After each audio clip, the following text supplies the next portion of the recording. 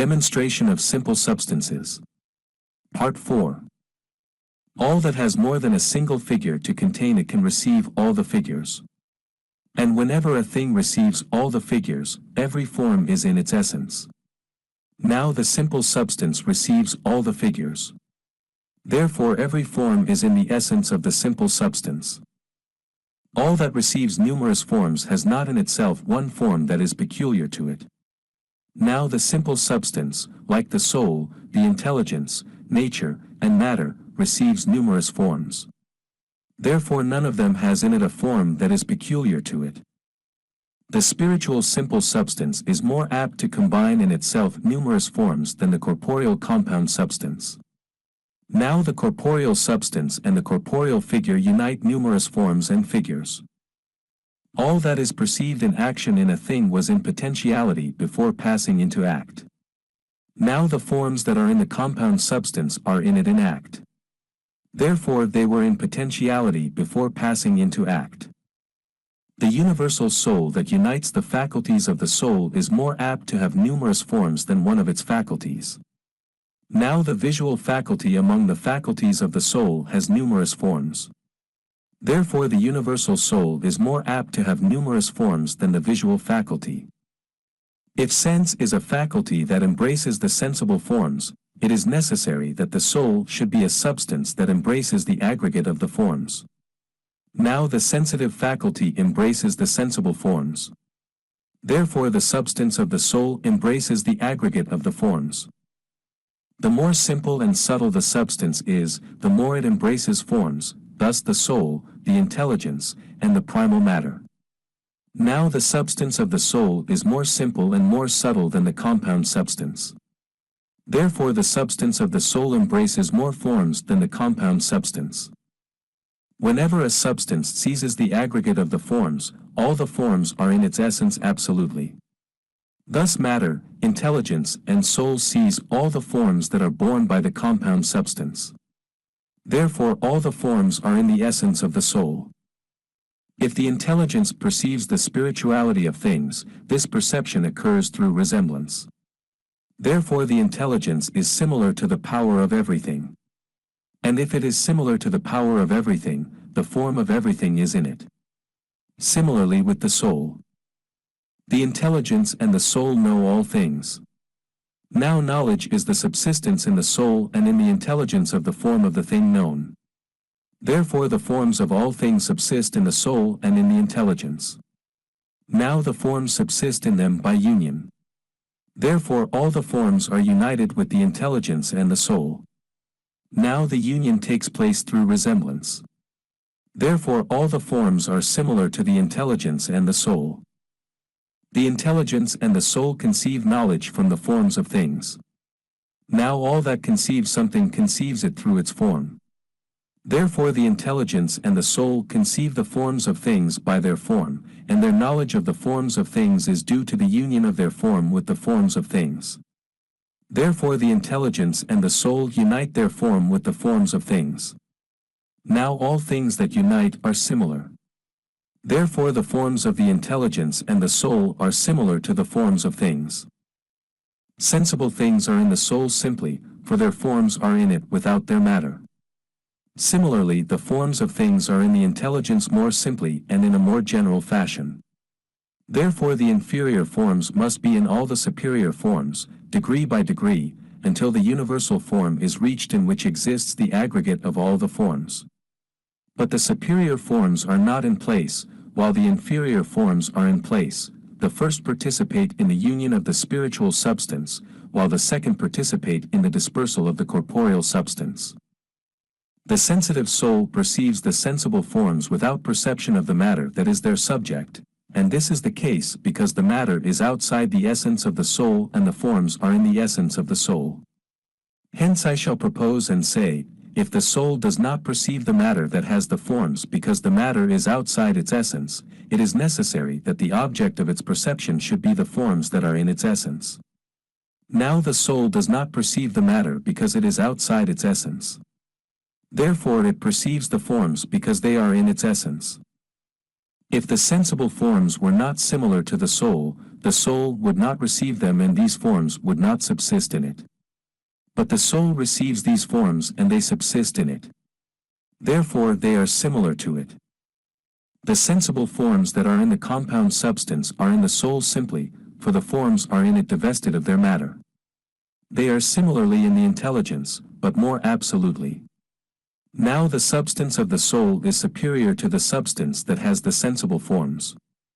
It is therefore necessary that the inferior forms should be in the superior substances. The forms that are in the compound substance are sensible in act for the soul. Now all that is in act was previously in potentiality. Therefore the forms that are in the compound substance in act were previously in potentiality in the substance of the soul. Now all that is in potentiality is spiritual with regard to that which is in act. Therefore the forms that are in potentiality in the substance of the soul are spiritual with regard to the forms that are in act. Now the forms that are born by the compound substance are in act. Therefore the forms that are in potentiality in the substance of the soul are spiritual with respect to the forms that are born by the compound substance.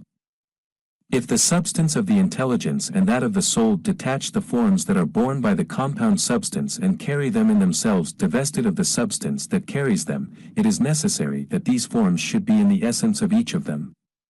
Now the soul and the intelligence detach the forms that are carried by the compound substance. Therefore these forms are in the essence of each of them. If the particular form born by the particular matter subsists in the substance of the particular soul divested of the matter that it bears, it is also necessary that the universal form born by the universal matter, that is, the form born by the compound substance, should be born by the substance of the universal soul divested of the universal matter, that is, of the compound substance that bears it. The same assertion must be made of the forms of the universal soul born by the substance that is superior to it, until the primal substance is reached that bears all things, for the case of the universal form is the same as the particular form. If everything has a spiritual matter and a spiritual form, it is necessary that they should exist in everything, and if they exist in everything, it is necessary that there should be in each corporeal substance a spiritual matter and in each corporeal form a spiritual form. It is therefore necessary that in the corporeal color and in the corporeal figure there should be a spiritual color and a spiritual figure, and it is necessary that the spiritual color and the spiritual figure should subsist in the spiritual substance. The corporeal forms emanate from the spiritual forms. Now all that emanates from something is the image of the thing from which it emanates. Therefore the corporeal forms are the image of the spiritual forms. All that emanates from some origin is united with the origin and dispersed far from the origin. Now the sensible forms are united with the spiritual substances and dispersed in the corporeal substances. Therefore the sensible forms derive from the spiritual substances and are nearer their origin in the spiritual substances than in the corporeal substances. The forms dispersed in the corporeal substances are united with the spiritual substances. Now all that is dispersed in something is united with its origin. Therefore the spiritual substances are the origin of the forms that are dispersed in the corporeal substances. The spiritual substances unite the sensible forms. Now every origin unites that of which it is the origin. Therefore the spiritual substances are the origin of the sensible forms.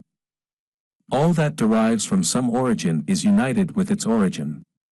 Now the sensible forms are united in the spiritual substances. Therefore the sensible forms derive from the spiritual substances. The sensible forms unite.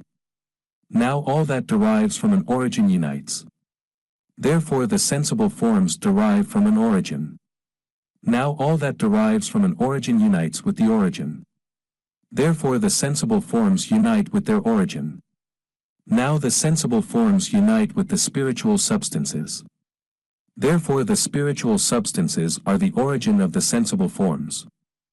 Whenever a thing is an origin for another thing, the latter unites with it essentially. Now the sensible forms unite essentially with the spiritual substances. Therefore the spiritual substances are the origin of the sensible forms. The sensible forms unite essentially with the spiritual substances.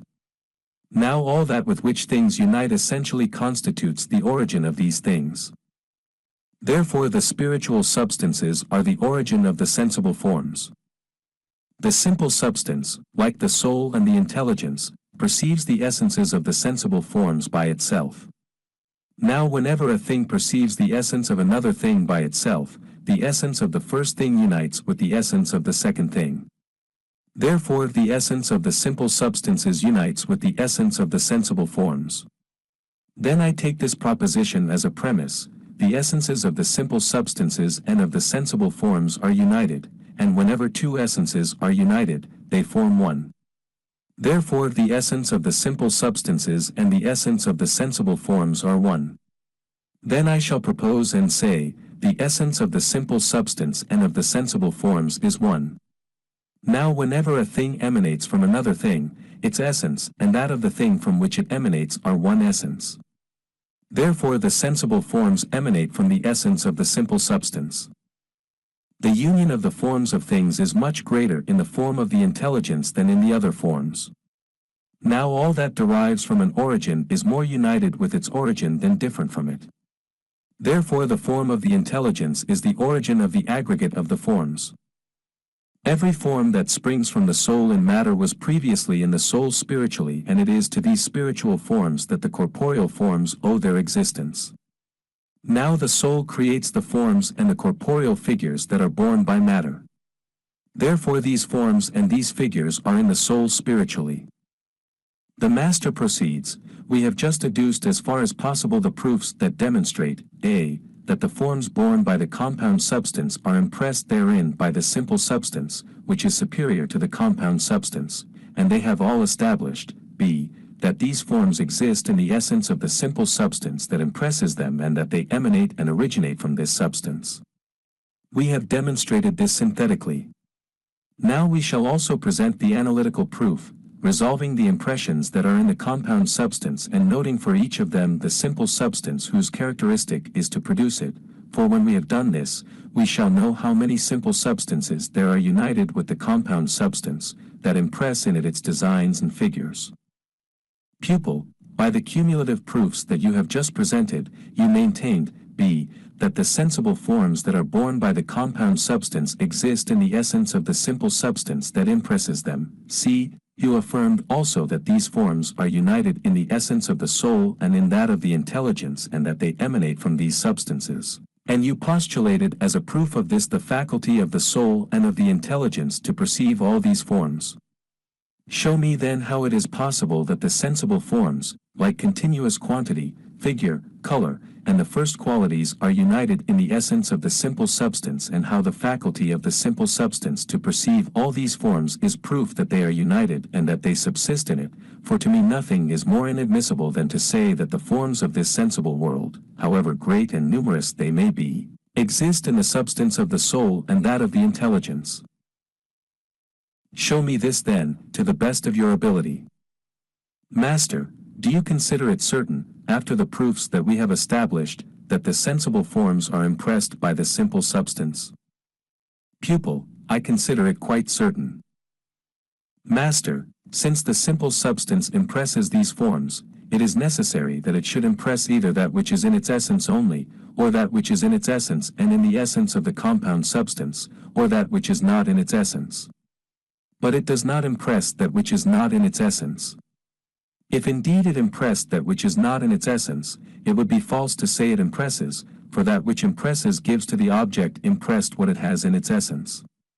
Or again, if the simple substance impressed that which is not in its essence, its action could not be an impression and this substance would create from nothing. But the first author, sublime and holy, alone creates from nothing. Pupil, then assume that the simple substance impresses that which is in the compound substance. Master, the essence of the compound substance has no form, and that is why it receives the impression of the simple substance. For if it has a form, it receives it or not. Now if it receives it, and if it is impossible for it to receive it by itself, it is necessary that it should receive it from something else. And if it does not receive it, the form and the essence of the substance are one thing. The form would be therefore the substance itself, and the substance the form itself, which is inadmissible. In short, the substance is subject and receptivity, and before the existence of the form in it, it had only the possibility of receiving it from something else. And in this way the proposition is also refuted according to which the simple substance impresses that which is in its essence and in the essence of the compound substance. And since the proposition according to which the simple substance impresses that which is not in its essence is negated, just like the proposition according to which the simple substance impresses that which is in its essence and in the essence of the compound substance, the proof compels you to say that the simple substance impresses that which is in its essence only.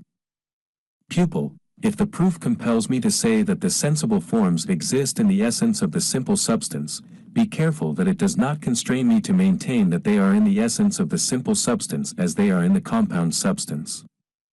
Master, it is impossible that the form of the quantity, that figure, color, and the four qualities should be in the simple substance as they are in the compound substance, for it would follow that the simple substance would be similar in its form to the compound substance. But these forms are in the simple substance in a much more subtle and some simple manner.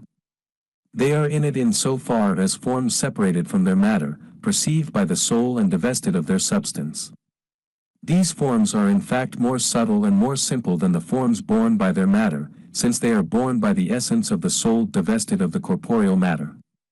And since these simple forms have energies emanating necessarily, as has been proved, when these energies spread on the substance that is opposed to them, and when they unite with it, from their emanation on it and from their union with it arise the sensible forms borne by the compound substance. And the cause of the existence of these sensible forms is their union with the corporeal substance. That is why they differ from the simple forms borne by the simple substance.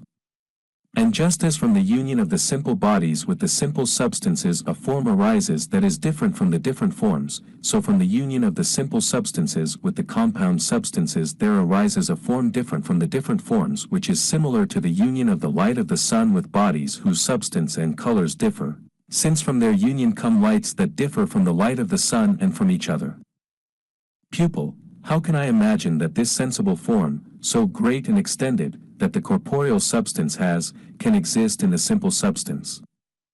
Master, do not be surprised at this. For if the particular simple substance, that is, the particular soul, comprehends the universal compound substance and all the forms, and if it makes it stay in its essence, all the more so must the universal simple substance, that is, the universal soul, comprehend the compound substance and all its forms. Now I see that all the forms of the compound substance, so great and extended, are like an indivisible point to the form of the simple substance. If then this great form is plunged into the indivisible part of the universal simple substance, that is, into the particular soul, there is no reason for being surprised at its presence in the universal simple substance, that is, in the universal soul. For just as the forms of sensible things are in the substance of the universal soul simply, that is, divested of their matter, so there is no reason to be surprised that these forms are plunged into the universal simple substance superior to this substance, or the substance of the intelligence, for the forms of all things are in the substance of the intelligence in a more universal and more simple manner. The forms that are in a superior substance are more united and do not occupy place. Inversely, those that are in the inferior substance are more dispersed and occupy place. The cause of this is the unity of the essence of the corporeal substance, and this occurs only through the union of the essences of the simple substances and the diffusion of the essence of the corporeal substance. And in general the inferior forms are enveloped by the superior forms, to the point where all the forms are reduced to the universal primal form that unites in it all the forms and in which all the forms are enveloped. Thus the universal form of the intelligence has all the forms and all the forms subsist in it, as I shall show you in what follows, when we examine what the form of the intelligence is and how it perceives all the forms. Pupil, what you say makes me understand that the sensible forms are in the intelligible forms. But I entertain the following doubt: if all the corporeal forms are in the spiritual forms, more simply than in the corporeal substance, and if the inferior is the image of the superior and is in it, how can the 10 corporeal genera be in the spiritual substance? Master, consider the inferior extremity of being, that is, each of the genera that are at the inferior extremity, and consider likewise its superior extremity, and you will find for every genus of those things that are in the inferior extremity what is contrary to it in the superior extremity. You will find the universal matter corresponding to the substance. You will find the quantity corresponding to the form of the intelligence, as it results from that which precedes. You will find it corresponding also to the units that are borne by the forms of the substance. You will likewise find the 7 simple species of quantity corresponding to the number 7 of the simple substances, namely, matter, form, intelligence, the soul and nature, and to the number of faculties of each of these substances. You will find the quality corresponding to the differences and to the forms of these substances. You will find the relation corresponding to the fact that they are causes and effects. You will find time corresponding to eternity. You will find space corresponding to the order of these substances that precede and follow each other. You will find location corresponding to subsistence. You will find the action corresponding in these substances to the faculty of impressing, communicating, and creating. You will find the object of the action corresponding in them to the impression from these substances. You will find possession corresponding to the existence of the universal form in the universal matter, to the existence of each of the forms of the simple substance in the matter that possesses it, and to the existence, in each of these substances, of the faculties that are peculiar to it. Do you not see that the correlations that I point out to you, or the opposition that there is between the forms of the compound substance and the forms of the simple substance, prove that the forms of the compound substance emanate from the forms of the simple substance? Pupil: Yes, that is the proof of what you said. Thanks to you, I understand better the existence of the corporeal forms in the simple substance. You have in fact told me that these forms do not become corporeal and do not become so except by uniting with the corporeal substance. For they are similar to a white cloth, thin and transparent, that, applied on a black or reddish body, assumes its color and changes in respect of sensation, but not all in itself. But show me how the perception that the intelligence and the soul have of the sensible forms constitutes the proof that these forms exist in their essence and that they emanate and come from them. Master, did you grant or not that the substance of the soul and of the intelligence is a simple substance and that it perceives all the forms? Pupil: That is necessarily so. Master, does the simple substance that perceives all the forms either perceive them by itself or not perceive them by itself? Pupil: It must be so. Master, if one said that the simple substance does not perceive by itself the aggregate of the forms, it would be necessary in consequence that it should not perceive them throughout all time. Pupil: We assert that the soul does not perceive the sensible things throughout all time, and however it may be, but that at times it perceives them and at other times it does not, and that it does not do so in every way. Master, the soul is not prevented sometimes from perceiving the forms by itself. It would be if it perceived them by anything else but that whereby it does perceive them. The proof of this is that if the soul were prevented sometimes from perceiving the forms by itself, it would be impossible for it to perceive them sometimes by itself. And it would be necessary for it to perceive them by itself and at the same time not to perceive them by itself, which is impossible. Now this is the method of reasoning. It is impossible that at the same time the soul should perceive the forms by itself and should not perceive them by itself. Now the soul perceives the forms by itself. Therefore it is impossible that it should not perceive them by itself. And to this conclusion I add the following proposition: it is said of the soul that it is prevented from perceiving the forms. The conclusion is therefore, the soul is not prevented from perceiving the forms by itself. Therefore it is necessary that it should perceive the forms by itself. It is therefore evident that the soul perceives the forms by itself. Pupil: If the soul perceives the forms by itself, it is necessary that in it they should always be in act. But the forms in the soul are not always in act. Therefore it does not perceive them by itself. Master, if the forms in the soul were in act, they would always be sensible. And the perception by itself that the soul has of the forms does not make it necessary that these forms should be in act in it, for it is not impossible that they are there in potentiality and that the soul then perceives them by itself when they pass into act. Pupil, how is it possible for the forms to be in the essence of the soul in potentiality and then to be in its essence in act? Master, why should that not be possible, since it is a matter of two different times? Pupil, if the forms are in the essence of the soul in potentiality, how is it possible for the soul to act on them and fail to impress them? Master, the forms that are in the essence of the soul are not those on which it acts. On the contrary, the forms that are in the bodies act on the essence of the soul, and this action is possible because these forms differ from the essence of the soul. Pupil, then if the forms are in the essence of the soul, why does it not perceive them without an organ, as the intelligence perceives things without an organ?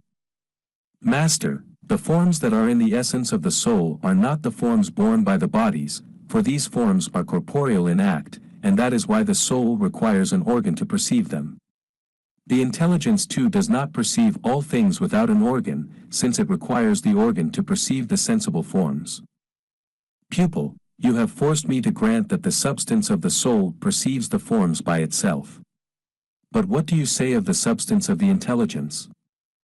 Master, if the substance of the soul perceives the forms by itself on account of its simplicity and its spirituality, all the more so is it necessary that the substance of the intelligence should perceive the forms by itself, since the substance of the intelligence is of far greater simplicity and spirituality than that of the soul, and that is why it knows all things by itself. Pupil, all that you have just said makes me understand that the simple substance perceives all the forms by itself. But what follows? Master, it follows that the forms exist in its essence. Pupil, what is now the method of reasoning? Master, the method of reasoning is as follows: the simple substance perceives all the forms by itself. Now whenever a substance perceives things by itself, between it and that which it perceives there is no intermediary. Therefore between the simple substance and the forms that it perceives there is no intermediary. Then I assert, the forms that the simple substance perceives by itself without an intermediary either subsist in its essence or are next to its essence. But it is not possible that they should be next to its essence, for they require a support that bears them, and there is no other support except the essence of the substance of the soul. Therefore the forms subsist in the essence of the soul. This becomes still more evident if it is observed that the simple substance is similar to the forms in this respect, that the forms are in themselves simple and spiritual, and that they become corporeal only through the corporeal matter that they bear. Now the concept of similar things implies that they join and unite together. It is therefore necessary that the forms should unite with the simple substance. Now if the forms unite with the simple substance, they are then with the essence of this substance a single thing. And if the essence of the forms and the essence of the simple substance are a single thing, it is necessary that the forms should be in the essence of the simple substance. The following arguments can make this proposition still more evident. All that has an interior and an exterior is a compound substance, and every compound substance has an interior and an exterior. And if we add to one of these propositions the following one, the simple substance is not a compound, it follows, therefore the simple substance has neither an interior nor an exterior. Therefore there is not something in the interior or in the exterior of its essence. Therefore there is nothing in the interior or the exterior of its essence. And to this conclusion I add this proposition: all the forms are in the simple substance. Therefore the forms that are in the simple substance are not in the interior or in the exterior of its essence.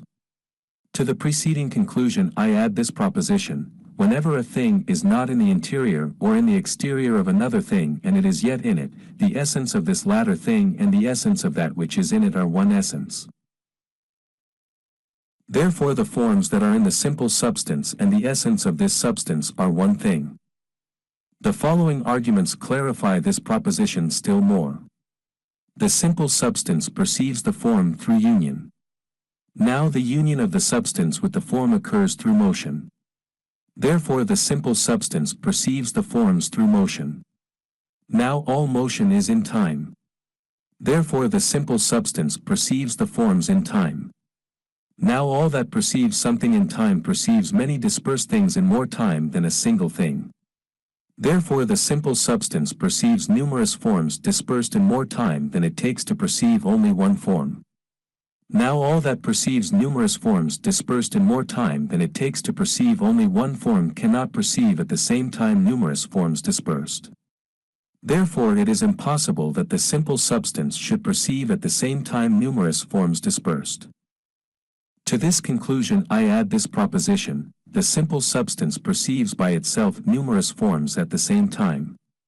Therefore the numerous forms that the simple substance perceives at the same time are not these forms dispersed. To this conclusion I add the following proposition: the sensible forms in the corporeal substances are dispersed. Therefore the forms that the simple substance perceives at the same time are not in the forms that are in the corporeal substances.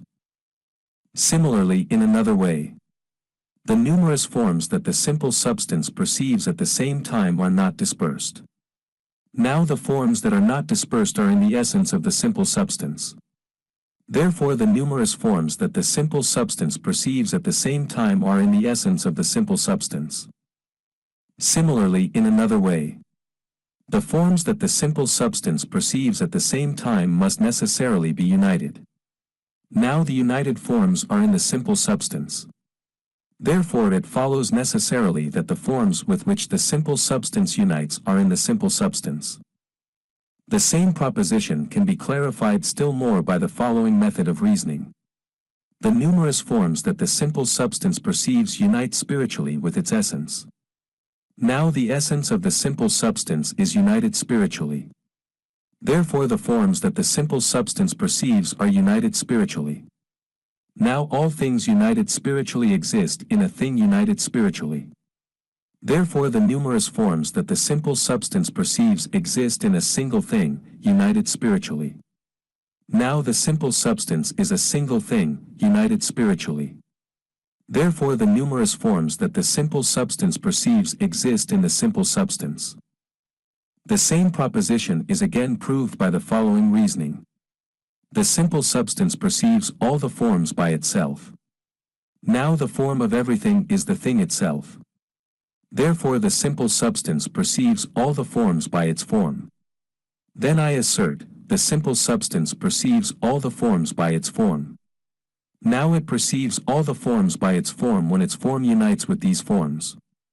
Therefore the form of the simple substance unites with all the forms.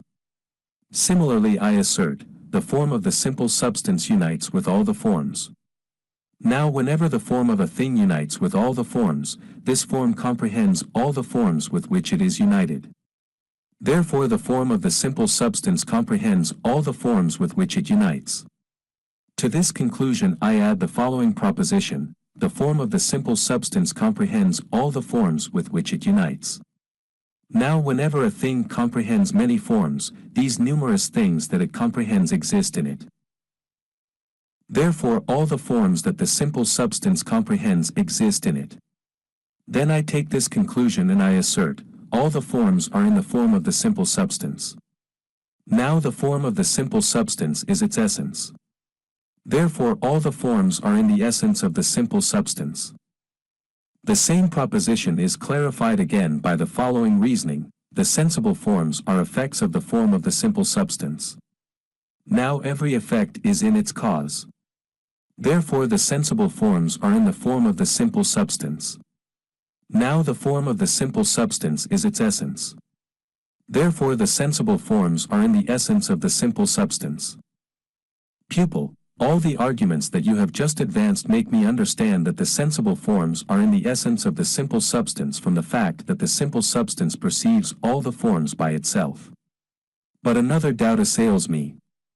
Did you mean that the simple substance perceives all the forms by itself although these forms are in their support and not in it, and that thus, when the simple substance wants to imagine them by itself and it takes up a position by itself confronting them, it perceives what these forms are although they are not in it? Master, is it possible that the essence of the substance perceives the form while the essence of one does not unite with the essence of the other to become a single thing? Pupil, it can be very well said that the essence of the substance perceives the form although it is different from it. Thus, when it perceives the sensible forms divested of their matter, although these forms are very different from it, it imagines them nevertheless necessarily, perceives and represents them to itself as if they were present in it. Master, when a form is perceived, it signifies that the essence of the substance is impressed by the form. Now the impression results from the conjunction of the impressor and the impressed. Therefore, when a form is perceived by the substance, it is the result of their conjunction and union with each other. Pupil, if the form unites with the essence of the simple substance, it is necessary that the form that unites should be the form born by the matter of another form. If this form is that which is born by the matter, it cannot unite with the essence of the substance except by separation from the matter. But it does not separate from the matter. Therefore it does not unite with the essence of the substance. If on the contrary the form that unites with the essence of the substance is not the form born by the matter, then it is false to assert that the form born by the matter is the form that is in the essence of the simple substance. Master, the union of the form born by the matter with the essence of the substance is not a corporeal union like its union with the matter, so that the form cannot unite with the essence of the simple substance except by separation from the matter. But this union is a spiritual union. For the form of this form unites with the essence of the form that is in potentiality in the essence of the simple substance, by means of which this form in potentiality passes into act. Pupil, I understand that it is impossible that the simple substance should perceive the forms without their being in it. But I am worried about the concept of a single thing that assimilates with all things, that is all things, that bears and contains all things without contracting or thickening. And I should like you to show me how many things exist in one simple thing, so that I can grasp this doctrine and increase my enjoyment. Demonstration of simple substances. Part 5. Master, you will understand how many things exist in one simple thing when we discuss the form of the universal intelligence that bears the aggregate of all the forms. You will then know how the inferior things exist in the superior things and the parts in the whole. And from there you will come to know how all the forms subsist in the universal matter and how the universal matter and the universal form, with all that is contained therein, subsist in the will of the first author, holy and sublime. Listen therefore now to the proofs that demonstrate the existence of many things in one simple thing. The numerous forms assembled in the simple substance are simple and spiritual. Now all that is simple and spiritual does not occupy place. Therefore the numerous forms assembled in the simple substance do not occupy place. Then I take this proposition as a premise and I add another one: whenever a thing does not occupy place, a single one is equal, or several of these things, assembled in the unity that bears them. Therefore a single one is equal, or several of the numerous forms assembled in the simple substance in the unity that assembles and bears them. I take again this proposition as a premise and I add, when a thing is equal, or several of these things, assembled in a single thing, there is no opposition to the union of several of them in a single thing. Therefore there is no opposition to the union in the simple substance of the numerous forms that are assembled therein. The simple substance and the compound substance are contraries. Now whenever two things are contraries, if something suits one, its contrary suits the other. Therefore if something suits the simple substance, its contrary suits the compound substance. Similarly, I take this proposition and I assert, the compound substance is a corporeal place for the corporeal forms. Now whenever a thing is a corporeal place for another, it is impossible that several things should be there at the same time. Therefore it is impossible that several forms should subsist at the same time in the compound substance. And there is the inverse proof: the simple substance is a spiritual place for the spiritual forms. Now whenever a thing is a spiritual place for another, there is nothing to prevent a multitude of forms from subsisting therein at the same time. Therefore there is nothing to prevent a multitude of forms from subsisting at the same time in the simple substance. The multiple comes from the one. Now all that comes from something is in that form which it comes. Therefore the multiple is in the one. Similarly, I take this proposition and I assert, the forms of the compound substance are multiple. Now every multiple is in the one.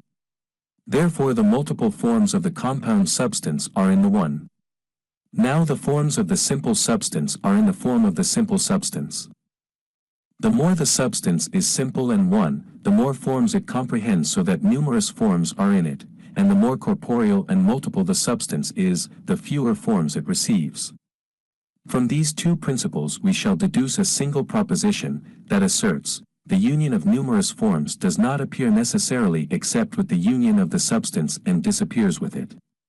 Then I add this statement: whenever a thing does not appear necessarily except with another thing and disappears with it, the second thing is the cause of the existence of the first thing. Therefore the union of the substance is the necessary cause of the assembly in it of numerous forms. Now the union of the simple substance comes from the unity that is in it.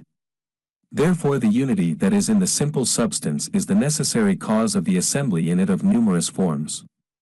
Similarly, I take this conclusion as a premise and I assert, unity assembles numerous forms. Now whenever a thing assembles numerous forms, these numerous forms are in it. There are therefore numerous forms in unity. Then I take this proposition and I assert, there are numerous forms in unity. Now the unity of the simple substance is its form. Therefore numerous forms are in the form of the simple substance. The form that is more united comprehends more forms. Now the forms of the simple substances are more united than the forms of the compound substances.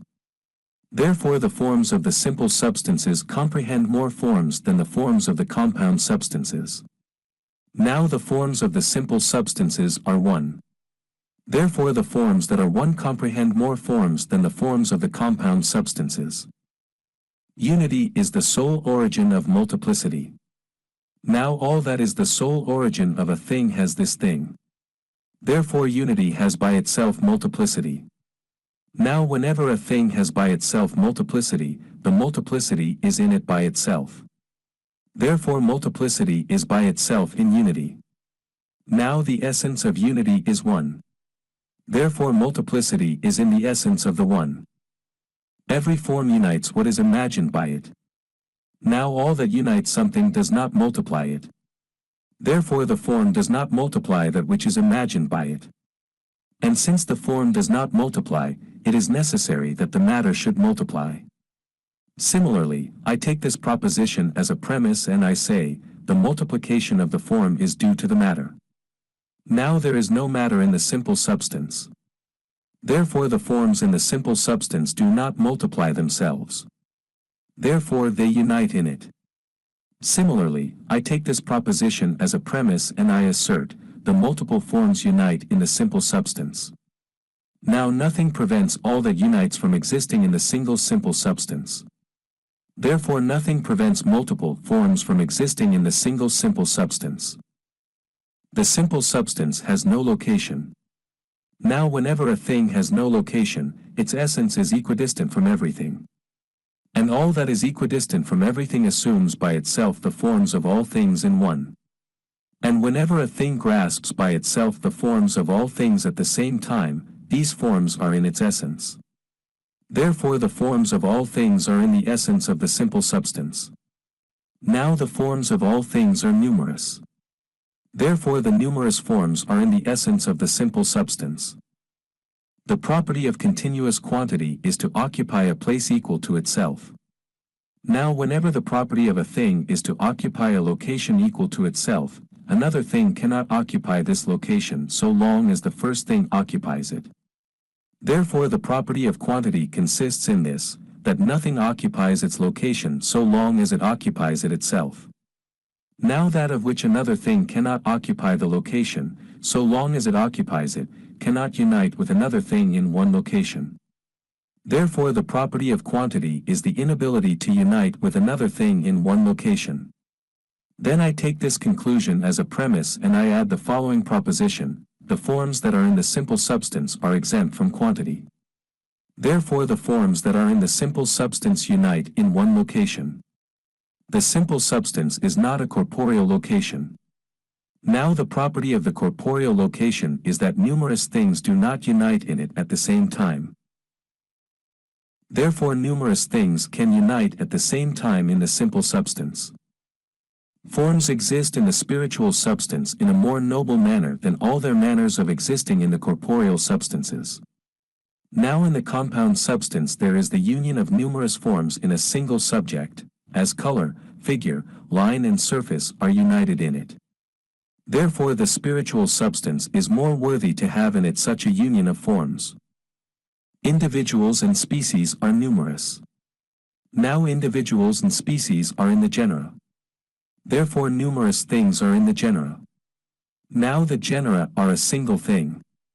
Therefore numerous things are in a single thing. If the inferior comes from the superior, the inferior exists in the superior. Now the inferior comes from the superior. Therefore the inferior exists in the superior. Now the inferior is multiple. Therefore the multiple exists in the superior. But the superior is one. Therefore the multiple exists in the one. The Master continues, we have just adduced the proofs, as far as it was possible, demonstrating that the multiple exists in the one. And it is the proof of which we said, the forms borne by the compound substance exist in the simple substance. Therein also lies the proof of what we wanted to demonstrate, namely, the existence of the simple substances that impress in the compound substance its designs and figures. Pupil, although the doubt regarding the union of a multitude of things in a single thing is removed, yet two other doubts have assailed me, that are not smaller than this one. It may be asked how the spiritual forms become corporeal, and how the corporeal accident arises from a spiritual substance. Master, what we have already said in discussing this question is sufficient. But I am going to repeat it briefly. 1. I assert that whenever two contrary things unite, from their union arises a thing that is not one of them such as they were individually. Now since the simple substance is contrary to the compound substance, it is necessary that from their union there should arise another thing that is not one of them. Such is the form borne by the compound substance, for this form is not spiritual absolutely since it is borne by the corporeal matter. Similarly, it is not corporeal absolutely either, because it is more simple than the matter and can be borne sometimes, divested of matter, by the soul. 2. Furthermore, the corporeal matter is finite and contracted, and whenever a thing is finite and contracted, the form diffused on it by the substance that is before it extends over its surface and exists in it. It is therefore necessary that the form diffused by the simple substance on the corporeal matter should extend on its surface and exist in it, for the form follows the matter by taking on a contour and a figure. Thus, since the matter is in itself corporeal, it is necessary that the form diffused on it by the spiritual substance should also be spiritual. 3. Furthermore, the form regularly penetrates the matter that receives it, when the latter is ready to receive it, because the first form that comprehends all forms penetrates into the first matter and is diffused in it, as has been shown before. For if the matter is subtle, the form is diffused in it, dispersed and hidden, with the result that it escapes the senses. If, on the contrary, the matter is coarse, the form has less power to penetrate it and to be diffused through it. Then the essence of the form contracts and does not divide, so that it becomes sensible on account of its contraction, for when the essence of a thing contracts, this thing becomes corporeal and is presented to the senses, and, inversely, when the essence of a thing divides, it becomes more subtle and evades the senses.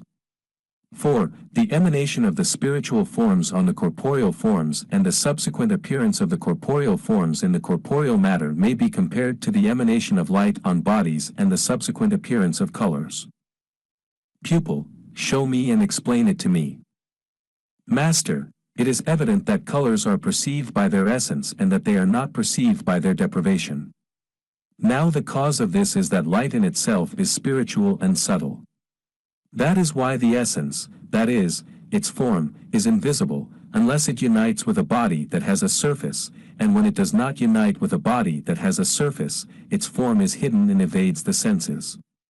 Thus the light diffused in the air, whose form is not perceived by the senses before it is diffused over a solid body, for example, the earth, so that the light appears and becomes perceptible. And when the form of the light appears on the surface of the the form of the color then appears, borne by it, since it is impossible for the form of the light to appear without the form of the color. Here is the proof: the form of the light appears when it unites with the surface of the body. And as the surface bears in it the essence of the color, it is necessary that the light that unites with the surface should unite also with the color when it unites with the surface. And it is necessary that the color should appear with the appearance of the light. The argumentation regarding the perception of the light with the color proceeds as follows: the light of the sight unites with the light of the sun on account of its resemblance to it. Now the light of the sun unites with its color. Therefore the light of the sight unites with the color. Similarly with another mode of reasoning. The light unites with the color borne by the surface of the body. Now the light appears when it unites with the surface. Therefore the color appears when the light unites with the surface. And with God's assistance, consider, following this reasoning, the way in which the spiritual form spreads over the corporeal matter.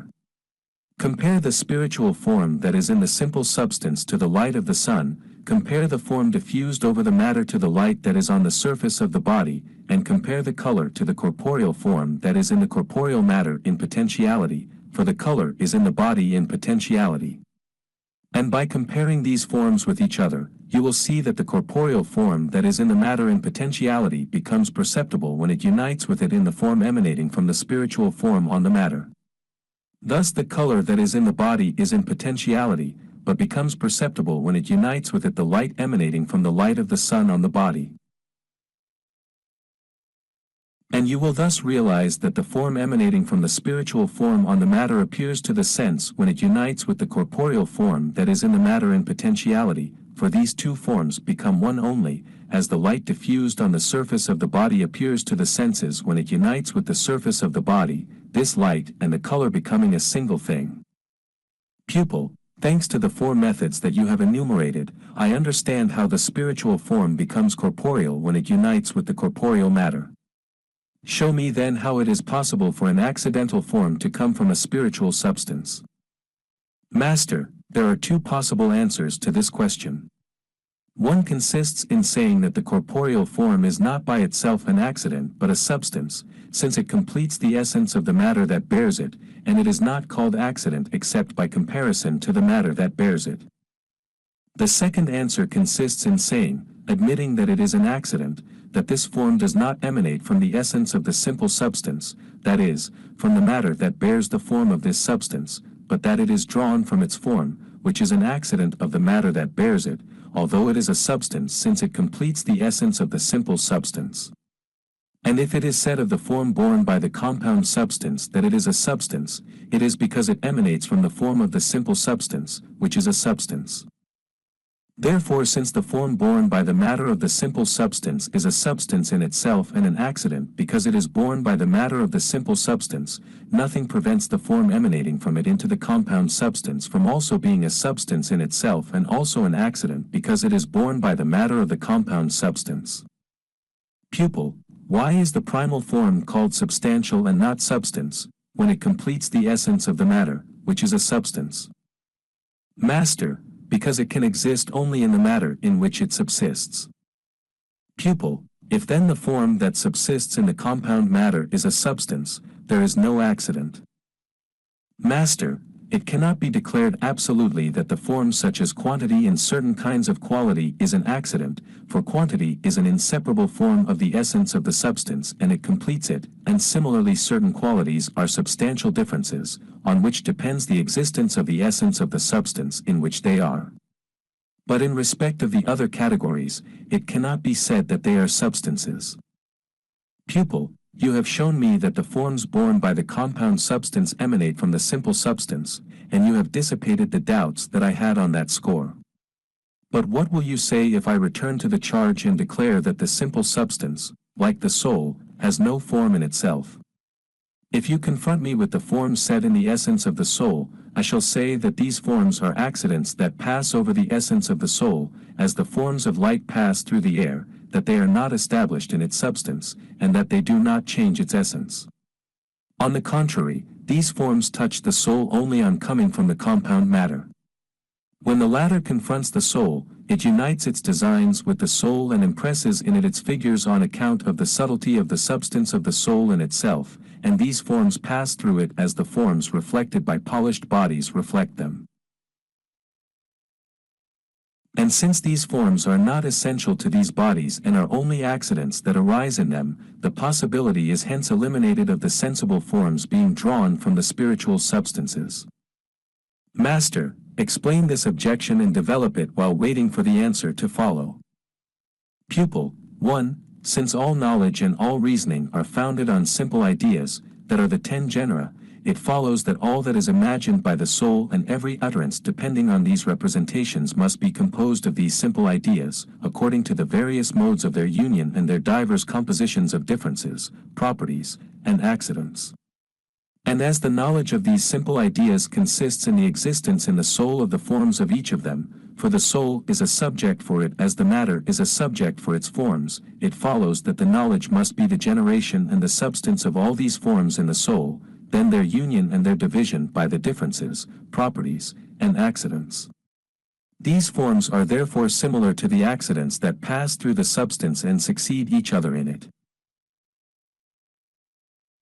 And since this is the case, since the simple ideas of the union from which the sciences spring and speech arises come from the natural matter and from its accidents, that is, from the substance that supports the categories, 2, the rank of the soul being superior to that of matter, and science signifying the presence in the senses of the sensible forms or the accidents that are in the substance, then the passing of these forms in the imaginative faculty, and finally their impression and their perception in the soul because they have become more subtle and more refined by their double stay in the senses and in the imagination, it follows evidently that the soul has no proper knowledge in itself nor essential forms, but that it receives the forms when they reach it on account of its fineness, simplicity, and subtlety of its substance. And it acquires knowledge only if it is above the matter and its accidents and if its essence unites with the forms of the accidents. And the figures and the designs of the accidents are inscribed first of all in it because they are present and touch it, and they mark in it the impression by which the soul receives the truth of the forms impressed in it through the action of the sensible forms on the senses and through the perception that it has of these forms when they act on it. Thus the sensible forms pass through the soul and do not remain there attached to its being when they act on it. 3. And as all the accidental forms are divided in themselves since they are compound and not simple absolutely, they divide and separate also in the essence of the soul and each one is constituted separately. And it is fitting that the constitution of these forms in the essence of the soul should be called ideas since they are made intelligible therein and exist in it.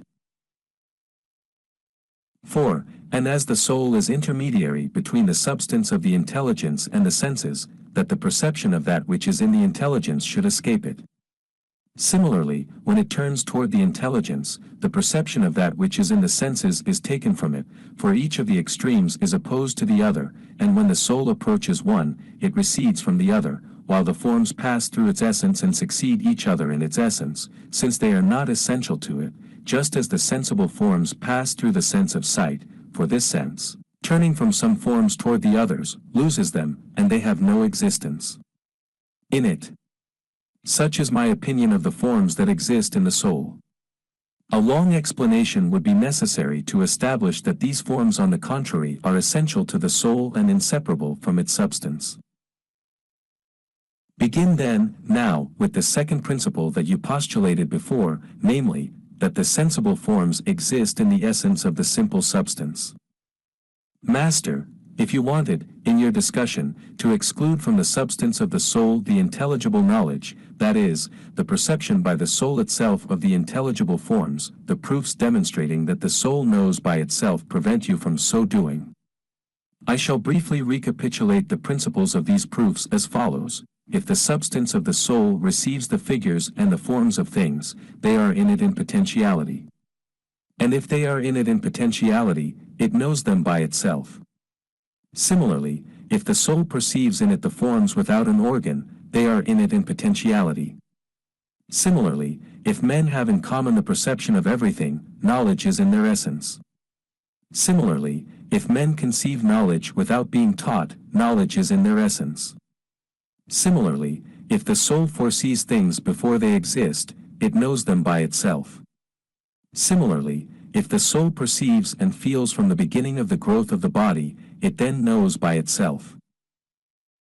And so with the other proofs that have the same purpose. If on the other hand you wanted to exclude from the substance of the soul's sensible knowledge, that is, the perception of the sensible forms without an organ, that can be done in a certain way. For we did not mean that the sensible forms exist in the substance of the soul without uniting with it by means of the organs established to receive them.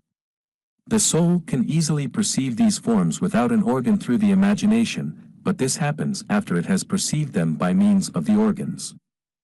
But we did not intend to imply either that these forms exist in the soul, after they have approached the soul and the soul encloses them, as they subsist in their supports.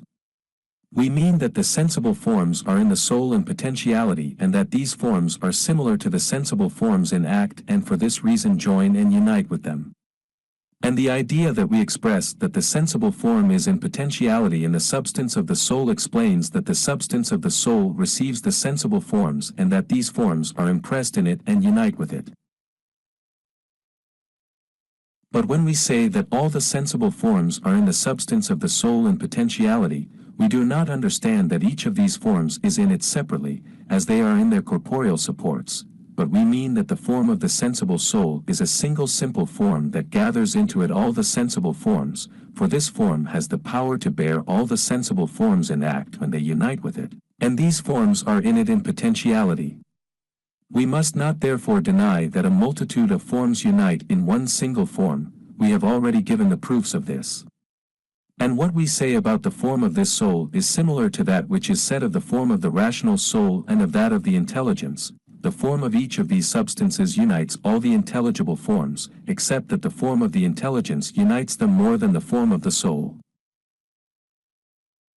And we do not mean that each of these forms is in these substances separately, nor that these forms come to them exteriorly, but we mean that the form of each of these substances is in itself a universal form, or that by nature and essence it perceives and bears every form. And we could not say that all forms exist in the form that unites them, whatever be the form assumed among the forms of the universal substances, if these forms did not exist therein in potentiality. Pupil, explain this in still greater detail. Master, if the simple substance perceives many forms, it perceives them by its form, for if the form of the simple substance perceives many forms, it perceives them either by that which is in it, or by that which is not in it. If it perceives them by that which is in it, then the many forms are in it. If on the other hand it perceives them by that which is not in it, it is possible that a substance other than that of the soul perceives these forms, which is false. Furthermore, if the form of the simple substance perceives the forms by that which is not in it, it is quite unthinkable that this form and the forms that it perceives are in agreement. But if they are not in agreement, they do not unite in any way. Now the concept of agreement of two forms implies that the form of the simple substance is capable of receiving the form that unites with it and that it is prepared to unite with it. Pupil, all the arguments that you have produced will be valid only when you have established that the soul has a form in itself. But what answer will you give me if I say that the soul has not any form in itself? Master, either the simple substance has a form that is peculiar to it, or it has not. Now it is impossible that it should not have a form peculiar to it, for it would not exist. In fact, the existence of a thing is always due to the form. Furthermore, if the simple substance had no form peculiar to it, it would not be a species different from the others. For every difference comes from the form. Furthermore, it would not perceive any form, for it is by its form that it perceives the forms. Now if the simple substance has a special form, either it receives all the forms, or does not receive any, or receives a single form. If it received a single form in act, there would be no difference between the form of the simple substance and that of the compound substance, for the compound substance receives one form only, while the simple substance receives a large number.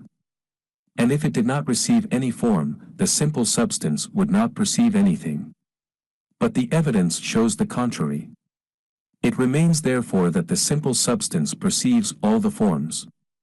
Similarly, since the simple substance has a form, either it differs from every form or it is similar to every form. If it differs from every form, it does not receive any form. But if it is similar to every form, and if it receives every form, all the forms are in it. Pupil, why does the substance of the soul not resemble the substance with categories, that I envisage as divested of all forms? Master, it is not really but ideally that the substance of the categories is divested of form. On the other hand, we do not say of the substance of the soul that ideally it is not divested of form, but we assert that in act or existence it is not, for it is possible to distinguish ideally between the matter and the form of the same, while it is impossible to do so effectively and in existence. Furthermore, if it is said that the substance of the soul has no form, if it is denied that all forms are in it, and if it is asserted that the forms pass through it as the forms pass through a mirror, it still remains true despite that there is a resemblance between the form of the soul and the forms that pass through it. But what would be said of the course of the production of the organs of the soul, and how could the soul be informed if the forms did not dwell in it? What could one say also of the form of intelligence, in which are all the forms by themselves, since no one can say that the knowledge of things is not essential to the intelligence? For the substance of the intelligence is never without knowledge of things. And since it must be granted that the form of the intelligence gathers every form and that all the forms are in it in a more simple way than they are in themselves, why still deny that the form of the soul unites every form? Except that in this respect its rank is inferior to that of the intelligence, for the form of the intelligence is more perfect and more luminous than the form of the soul, although the forms are in the substance of the soul in a more subtle way than in the substance that has the sensible forms. If we say that all the sensible forms exist in the form of the soul, we must then understand by that all the forms are united in its form, because the form of the soul by its nature and its being is an essence that unites essentially the essence of every form, for all the forms are united in the concept of the form, all in fact are forms, and that is why they are one in the concept of the form. And the concept of the forms is united with the form of the soul, since both are forms, and the particular forms, or the aggregate of the sensible forms, are united with the universal form or the form that comprehends all the forms, and the universal form is united with the form of the soul. Therefore the forms that the universal form unites exist in the form of the soul. Pupil, I see that you have not left me a loophole to deny that all the forms exist in the soul. But what will your answer be to the objection that I raised? To the knowledge that is in the substance of the soul, I said, proceeds from the accidents borne by the compound substance, and these accidents are not essentially in the soul, since the substance of the soul is of a higher rank than the compound substance. Master, the fact that the substance of the soul is of a higher rank than the compound substance does not prevent the forms from existing in the substance of the soul as well as in the compound substance. But it follows rather that these forms in the compound are dispersed, divided, and not united, and that in the substance of the soul they are joined, not divided, but united. And their union is much greater in the substance of the intelligence, as I shall show you when I discuss the universal form of the intelligence. For these forms in the substance of the soul are intermediary between the corporeal forms borne by the compound substance and the spiritual forms that are in the substance of the intelligence. And the proof of this is that the substance of the intelligence perceives being in all beings, that is, the unifying simple form, or the genera and the species, while the substance of the soul perceives the non-being, that is, the differences, the properties, and the accidents that the senses attain. That is why, when the soul wants to know the being of the thing, it joins and unites with the intelligence in order to acquire through its simple being. And when the soul unites with and attaches itself to the intelligence, their forms unite equally with each other and become a single thing. And as the genus exists in the form of the intelligence, for the genus is the being, and as the difference exists in the form of the soul, for the difference is other than being, and because the one is superimposed on the other, or the genus that exists in the intelligence is superimposed on the difference that exists in the essence of the soul then perceives the being of the thing, since the elements of the being, that is, the genus and the difference, unite with its essence, thus it completes the knowledge of the being or of the definition of the thing. Pupil, show me how the 9 categories, that are the totality of the sensible forms, exist in the substance of the soul and in that of the intelligence. Master, the 9 sensible categories that are in the compound substance exist in it corporeally, dispersed and divided as the senses perceive them in the compound substance. They exist in a more simple manner in the substances of the soul, for they are abstracted from the substance that possesses them, and they still exist in the substance of the intelligence in a more simple manner, for each of them is individually defined by it. Therefore the intelligible form is opposed to the form that exists in the compound substance, since the former is purely substantial and the latter purely corporeal. But the corporeal form is not alien to the concept of the spiritual form, for the spiritual form penetrates the corporeal form interiorly. And the form of the soul is intermediary between these two forms and participates in both extremes. It is spiritual because it is not borne by the compound substance, and corporeal because it is similar in itself to the form borne by the compound substance. And as it is necessary that the forms borne by the compound substance should be in the essence of the soul in a spiritual sense, it is likewise necessary that these forms should be in the essence of the intelligence in a much more spiritual manner. It is also necessary that all the forms, both spiritual and corporeal, should be in the source and origin of the form, that is, in the will. For every being is in the essence of perfection and plenitude, and each substance is a matter and a subject to that which is superior to it and an agent for that which is inferior to it. Just as the corporeal matter is a potency that receives from the soul the sensible forms, so the soul is a receptive power, a matter and a subject in relation to the intelligible form, and the whole is assigned to receive the form of the will. As for your idea, 4, that the soul perceives that which is in the intelligence when it turns toward it, and perceives that which is in the corporeal matter when it inclines toward this, it is correct. For when the soul inclines toward the corporeal matter, it perceives corporeally and in act the forms that the matter bears, while it perceives them in itself spiritually and in potentiality. And it rises toward the intelligence, it seizes them with intelligent perception, that is, by the knowledge of their definition and what they are. But it does not follow that the passing of the forms in the soul is like the passing of light in the air, so that they are not essential to it, as you thought. For if the forms were not essential to the soul, they would not unite with it and would not pass into act. And here is a proof of the truth of what I say about these forms. The substance of the soul, in dreams, receives from the substance of the intelligence the intelligible forms as the soul does, that is, through the imagination, and in the waking state it perceives them corporeally and materially. And we shall consider in this fashion the being of every inferior in the superior, until the primal matter is reached that possesses everything. But you will learn this when I discuss the universal primal matter and the universal primal form. Pupil, I know now that the sensible forms exist necessarily in the simple substance, and all the doubts that I had on this question are gone. I no longer wonder how the sensible forms are in the substance of the soul, or how these forms must exist in it by virtue of the perception that it has of it, or how a multitude of things is in a single thing. Gone too is the idea that the sensible and intelligible forms that pass into the soul exist in it as the light that passes through the air. And your first proposition is established: the sensible forms that are in the compound substance are impressed by the simple substances. And I know this by the synthetic method.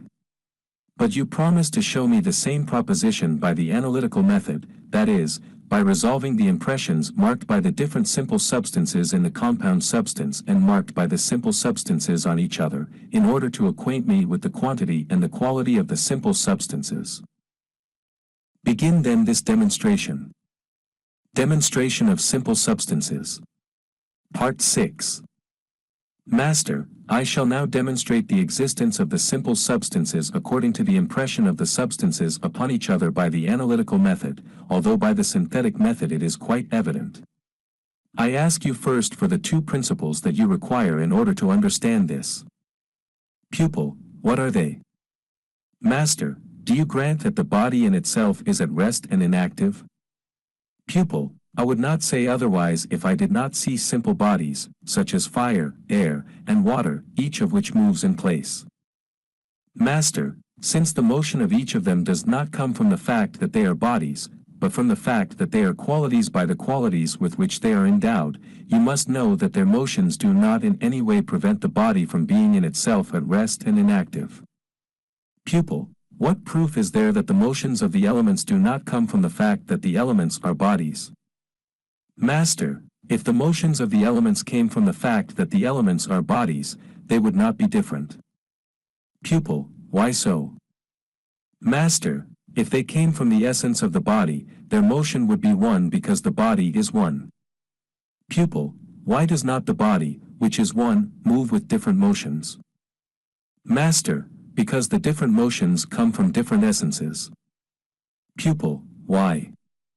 Master, because a single motion depends on a single essence and must not be separated from it except by its destruction.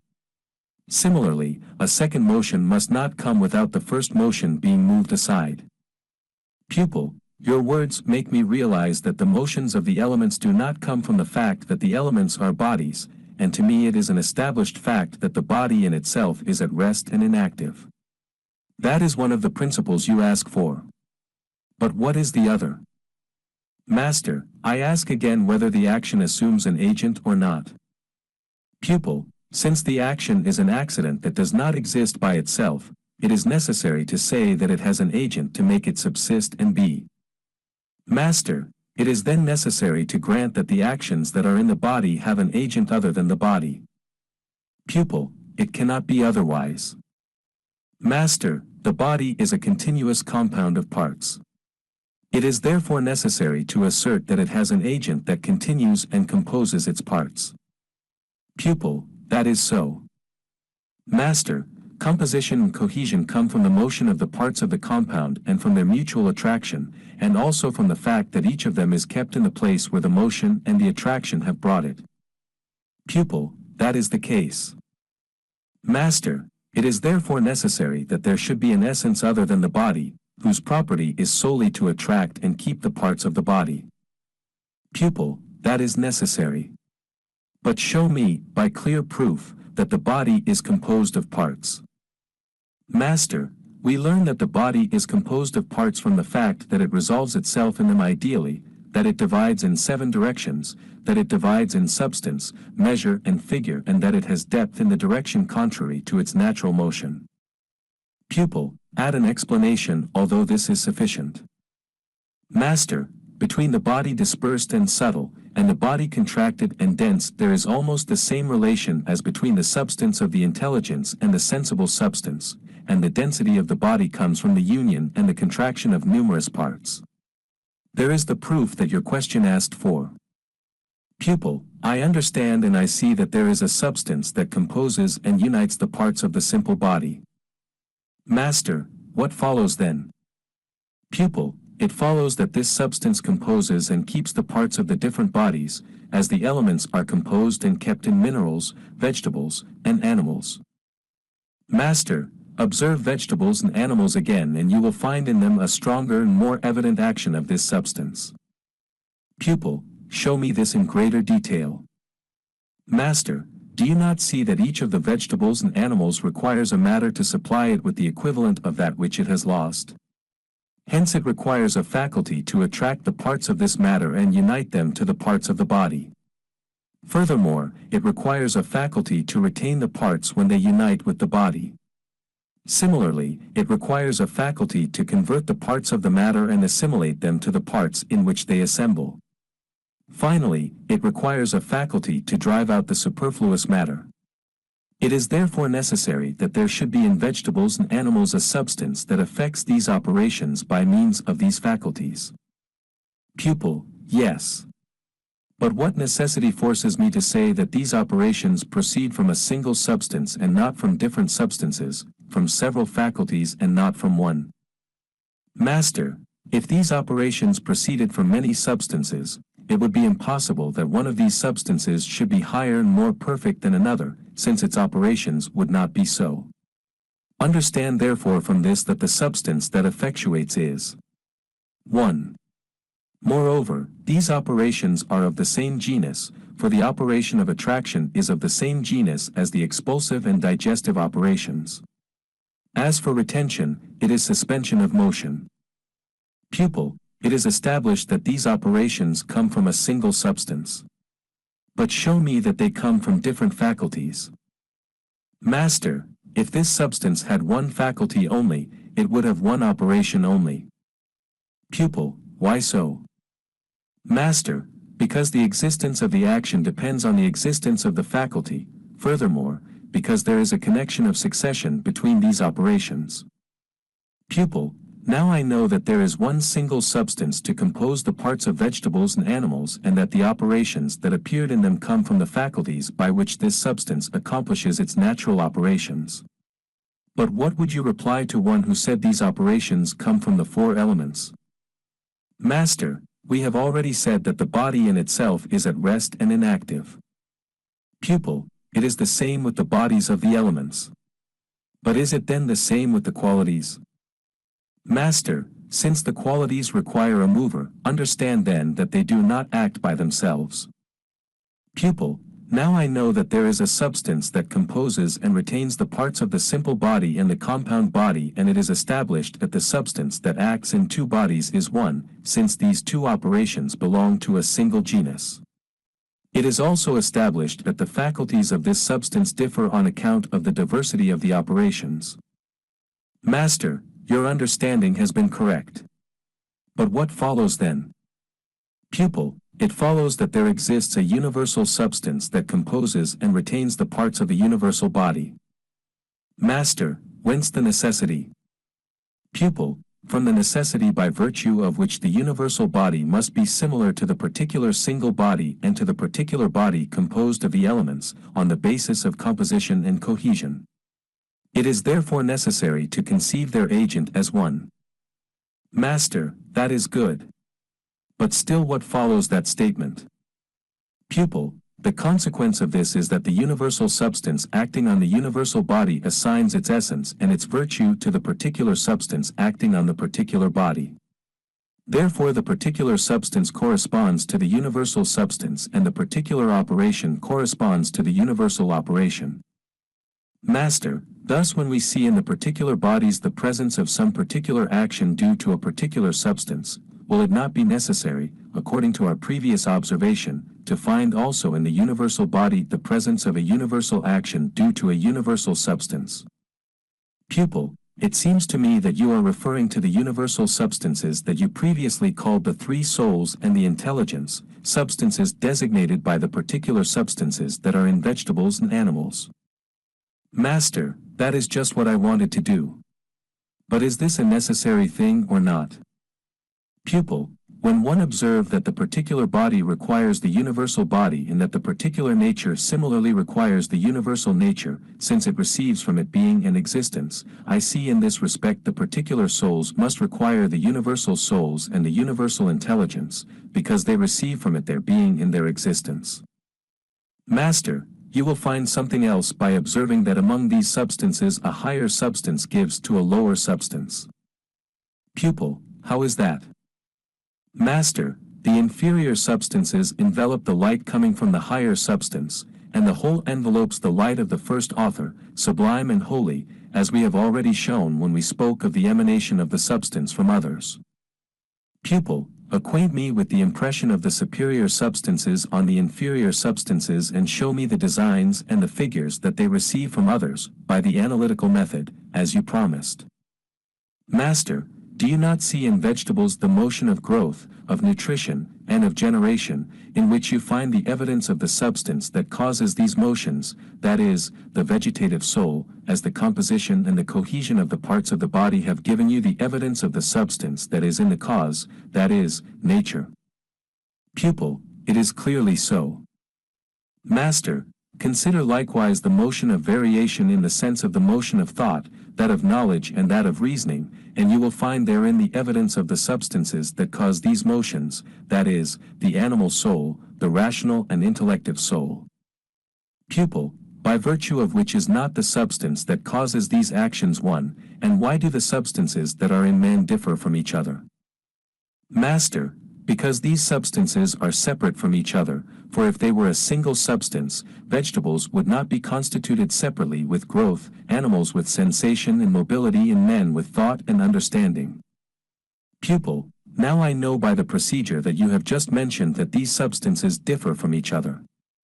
But show me how they give to each other and how the operations of these substances belong to the same genus and are similar to each other. Master, the knowledge of the impression of these substances on each other has two aspects. One is the knowledge of the action and the passivity, and the other is the knowledge of the cause of the action and of the passivity. Which one do you want to investigate? Pupil, since my intention for the moment is to understand the existence of these substances and to know how they must come from each other, I require at this time only the knowledge of the passivity. I see that the doctrine of the cause of passivity is higher and more noble than the present discussion. Master, yes, that is so. Prepare then to understand what you ask, with the aid of the following postulates. Pupil, I am ready. But what are these postulates? Master, one of the postulates will teach you that if two things are similar in one relationship and unite in it, although the concept that is common to them is otherwise in one than in the other, it is necessary nevertheless that this concept should be one. Let us consider for example the heat that is in fire and in the part of the air that is near fire. Must the heat that is in the fire be that which is in the air, although differently? Pupil, it cannot be otherwise.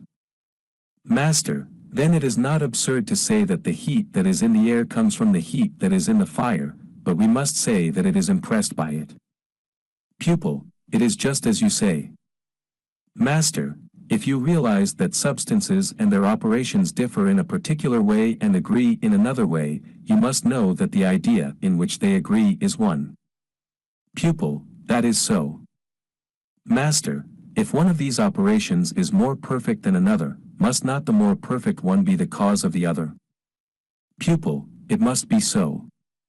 Master, if then you realize that the natural operations belong to the same genus as the operations of the vegetative soul and are similar to them, and that the natural operations are inferior to those of the vegetative soul, must you not grant that the vegetative soul is the cause of nature?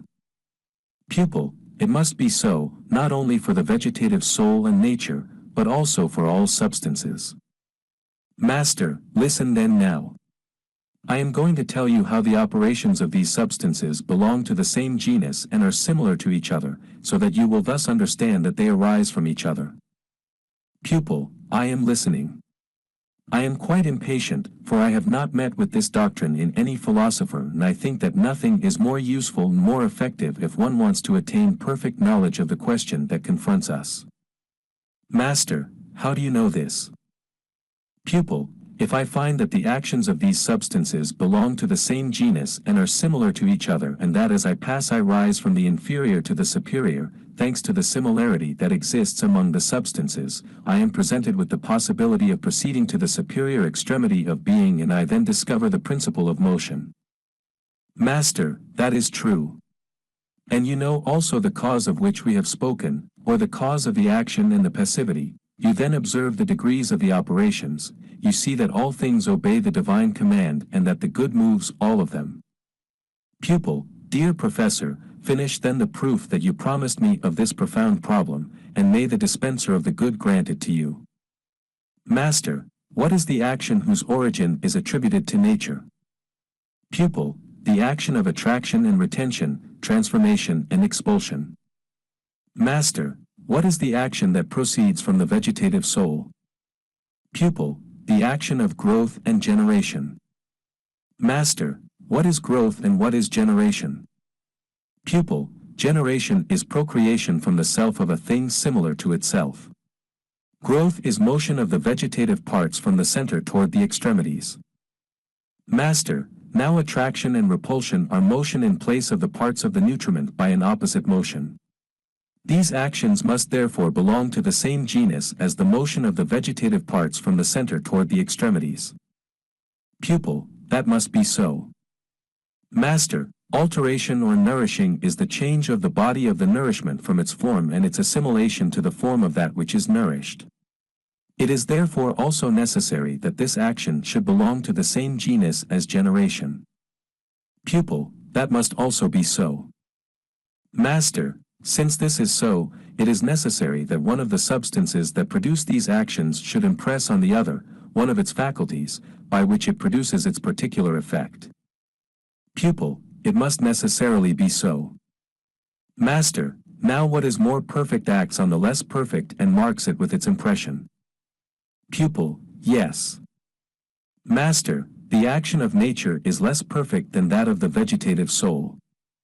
Pupil, what proof is there? Master, the proof is that the vegetative soul moves the body in all its extremities, and nature does not do this. Further, the only object of the action of nature is not so perfect as the object of the action of the vegetative soul. Pupil, you have given me to understand that these actions belong to the same genus.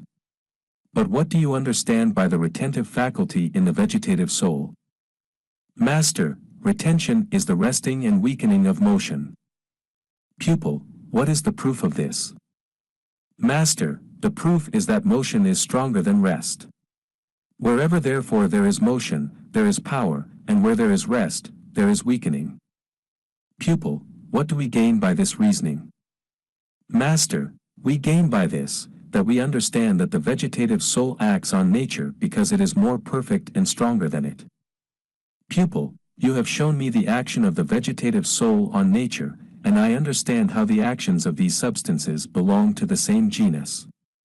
Show me also the action of the sensitive soul on the vegetative soul and explain how the actions of these substances belong to the same genus.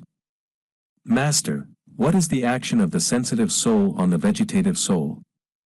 Pupil, the action of moving the vegetative parts toward the extremities.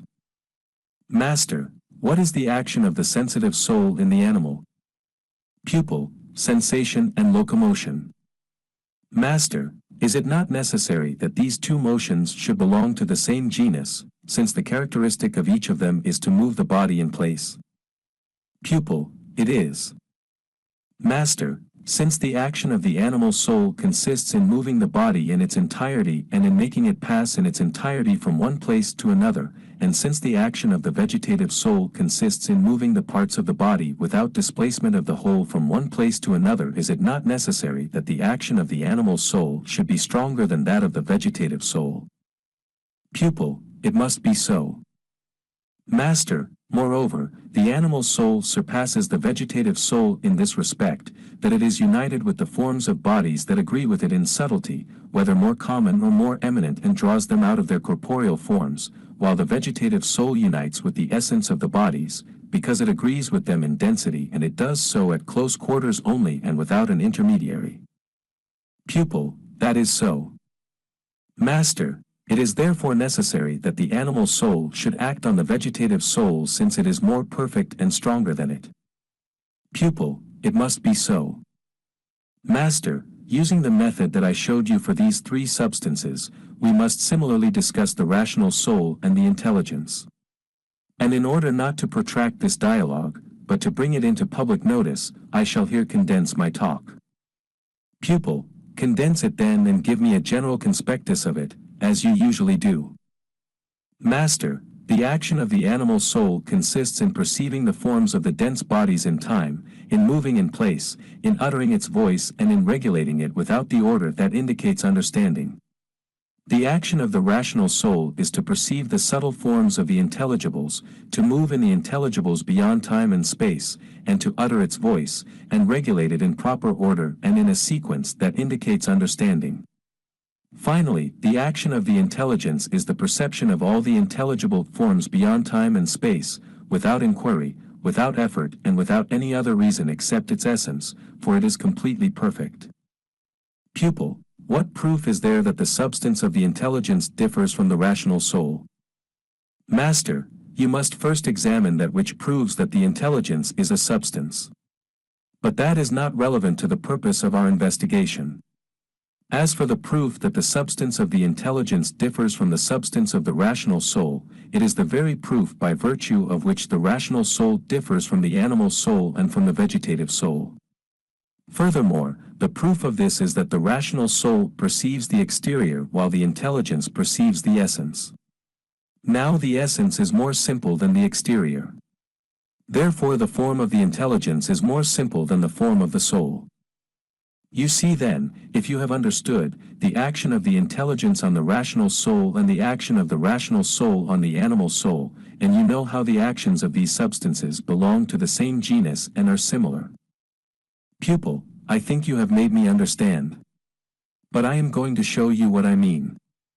Master, say then what it is.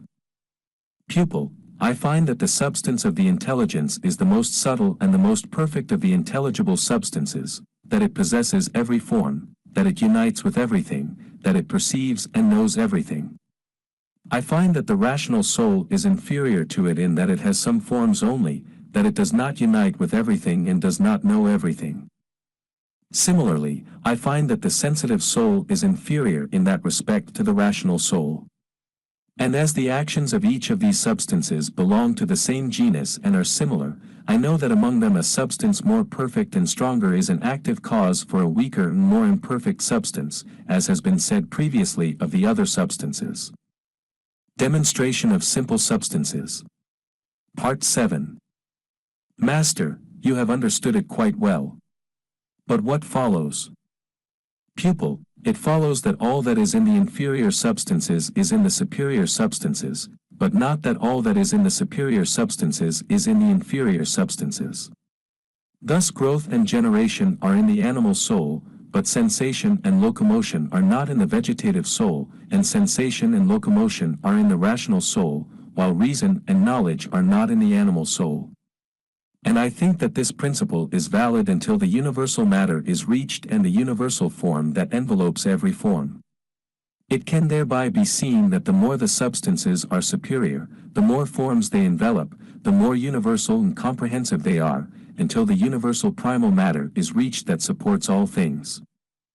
Master, you must deepen your knowledge of the actions of these substances upon each other, according to the procedure used in this discussion. Pupil, what do you mean? Master, it is necessary, I repeat, for you to fix your attention on the demonstration of the existence of these substances, on the inquiry into the faculties of each of them, on the determination of their operations, on the comparison of the actions of each of these substances with the actions of the others, on the distinction of the impressions of these substances upon others, of their common characters and their differences, and all that is embraced by the types of logical questions relating to their investigation, so that what constitutes their similarity in their belonging to the same genus may be clear to you. You will then understand the action of some upon others, and you will see the perfection of some in relation to the imperfection of others. And you must know that the knowledge of the simple substances and the intelligence of what is possible to understand about them are the greatest sense of repose and the greatest pleasure for the rational soul. And on the knowledge that the soul possesses of these substances, on its power to penetrate in them, on its perception of their forms and their properties, on its knowledge of their actions and their passions, depend for the soul the knowledge of the divinity and its union with it. Apply yourself therefore to the study of the simple substances and inspire yourself with the greatest zeal, particularly for what concerns the soul and the intelligence, for they possess all things and the forms of all things are in them. Pupil, since you have opened for me the gateway to knowledge of the simple substances and you have encouraged me to follow the path that leads to this knowledge, let us return to our discussion, I mean to the demonstration of matter and form in the intelligibles, as we did for the sensibles. Master, when the existence of the intelligible substances is established, the existence of matter and form will be practically demonstrated to you. Linger then over the study of these substances and do not hurry, in your eagerness, toward that which follows, for on the knowledge that you will have of the existence of these substances, will depend your knowledge of what follows, and vice versa. Pupil, the existence of these substances is to me a fact established by the method that consists in considering the different actions and that is founded on the belonging of these actions to the same genus and on their similarity. But I should like you to point out to me now, on the whole question of these substances, a general method to complete my knowledge of this subject. Master, consider the nearest of the sensible spheres and then, in ascending order, you will find that the more the spheres rise, the greater their body, the more subtle their essence, the stronger their action, and the more simple their motion. Pupil, I am considering this and I find it as you said. Master, also observe the motion of the universal body and observe the motions of all the spheres that are beneath it. Pupil, I observe them and I find that they all move on account of the first motion with which the universal body moves. Master, regarding what you see of the motion of the universal body, has it its cause in the body or in some other thing? Pupil, I think that the universal body finds in itself the cause of this motion. Master, is it possible that all the bodies that are beneath the universal body do not move by themselves, as you granted, while the universal body does move by itself? Pupil, why is it impossible? Master, if it is possible, it may be that the essence of the universal body differs from the essence of the other bodies inferior to it. Pupil, what proof is there that the essences of the bodies are a single essence? Master, the proof is that they have motion in common. Pupil, do you think that the union of the superior spheres and of the inferior spheres in motion makes their common essence necessary? Master, note too their duration and their permanence, for in that they differ. Pupil, if all bodies move on account of the motion of the universal body, why do the motions of these bodies differ in direction, while the motion of the universal body is one and has a single direction? Master, it appears from this that the motion of the universal body is not by itself. Pupil, how so? Master, if its motion were by itself, the motion of the bodies that it moves could not differ from it in the direction of their motion. Pupil, do you think that by saying of the motion of the universal body that it is not by itself you are not constrained to say that everything mobile has a mover and so on to infinity? Master, the proposition that everything mobile has a mover and so on to infinity is invalidated by the lack of mobility in the inferior extremity, by the fact that motion cannot be by itself, and that all motion cannot be the cause of motion. Pupil, what will you say if, returning to the charge, I say that the motion of the universal body is by itself? Master, I know the falsity of this assertion from what precedes. It is demonstrated still more conclusively by the diversity of the bodies in motion and existence and in the deprivation of motion. Pupil, add an explanation at this point. Master, if the universal body moves by itself, it is necessary that it should be at the same time mover and mobile. Pupil, how so? Master, because one of its parts cannot be motive only or mobile only. Pupil, why not? Master, how can one of its parts be not mobile, when it is mobile by itself? For if it were mobile by itself, it would necessarily be entirely mobile and entirely motive, which is impossible. Pupil, you have shown me that it would be inadmissible to say that the universal body is entirely mobile by itself.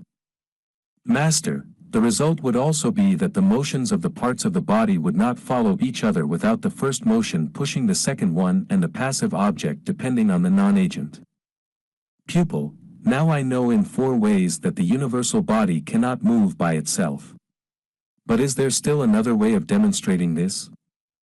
Master, yes, there is another way, besides those already shown. It is to consider that the heavens have a beginning and that they are not eternal. Pupil, you have enlightened me. But if the heavens are not mobile by themselves, is it possible that they are moved without an intermediary by the first mover? Master, I did not believe that you could doubt that the heavens, that are the substance supporting the categories, are moved without an intermediary by the first mover, after the logical proofs given according to the 2 methods that we have indicated for discovering the existence of the simple substances, that is, the method that consists in examining the properties of the first author and those of the substance that supports the categories, and the method that consists in studying the impressions and the actions of these substances on others, since the substance that supports the categories comes from another essence from which it emanates. Understand from this that this substance does not emanate from the first mover. Furthermore, I declare that if the dense unites with the subtle through an intermediary that agrees with these 2 extremes, and if it receives its impression through an intermediary, as the human body receives the action of the rational soul through the intermediary of the animal spirit, as man receives intelligence through the intermediary of the rational soul, as the visual faculty unites with the bodies through the intermediary of the pupil and the subtle air, and as the universal soul unites with the bodies through the intermediary of the heavens that are a mean between the corporeal things and the spiritual things. Similarly, it is proved from this also that between the substance that supports the categories and the first author there are also intermediary substances. Pupil, I do not doubt, on the strength of the proofs that you have advanced, that there are substances intermediary between the substance that supports the categories and the first author. But I should like you to increase my knowledge of the existence of these substances. Expand then the demonstration of this question. Master, do you not assert that some sensibles are superior to others and that the superior sensible is above the inferior? Pupil, why should I not? Master, what is the cause of this? Pupil, the cause is the difference between the inferior and the superior. And that is why it is impossible that the first should be in the rank of the second. Master, do you not assert also that the intelligible substance is higher and more subtle than the sensible substance? Pupil, I do not say otherwise. Master, do you not also assert that some intelligible substances are higher and more subtle than others? Pupil, why is that necessary? Master, for the reason that makes some sensibles higher and more subtle than others. Pupil, what follows from this? Master, the following reasoning results from this. If some sensible bodies are more noble than others, and if the superior body is more noble than the inferior, it is necessary that the highest of the superior beings should be the most noble and the strongest, and that the last of the inferior beings should be the most worthless. Pupil, it must be so. Master, therefore between the superior extremity of the sensibles and the superior extremity of the intelligibles, there is the same relation as between the inferior extremity of the sensibles and the inferior extremity of the intelligibles. Understand by this the existence of the simple substances, intermediary between the first author and the substance that supports the categories. Pupil, the existence of the simple substances is henceforth demonstrated by the methods that you acquainted me with. But a doubt on the matter still perplexes me when I consider our proposition that the forms borne by the substance that supports the categories are impressed by the simple substances and come from them. I see that the reason is disposed to understand this, and that the proofs adduced previously on this question allow it to admit it, for these forms are accidents and nothing prevents them from coming from the simple substances and being united with them, as the sun's light emanates from the sun and unites with bodies. But how can one say that some simple substances emanate from others and that the essence of the substance supporting the categories emanates from the simple substance that follows it hierarchically? Master, the essences of the simple substances do not flow at all, but it is their energies and their rays that flow and spread. For the essences of each of these substances are finite and limited and not extended to infinity, while their rays emanate from them and cross their boundaries and their limits on account of the subordination of these substances to the first emanation that proceeds from the will. Just as the light that, from the sun, is diffused in the air, for this light transcends the limits of the sun and extends through the air, while the sun in itself does not go outside its limits, and just as the animal power flows from the rational faculty, whose abode is the brain, in the sinews and the muscles, for this power penetrates and spreads in all parts of the body, while in itself the substance of the soul does not spread and does not extend, so every simple substance extends its ray and its light and spreads them on that which is inferior, although the substance retains its rank and does not cross its boundaries.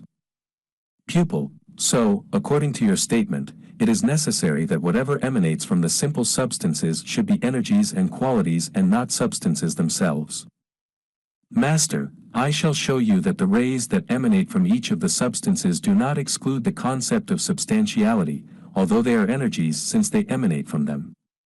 I assert that it is necessary that the cause should be more worthy of the concept of substantiality than the effect.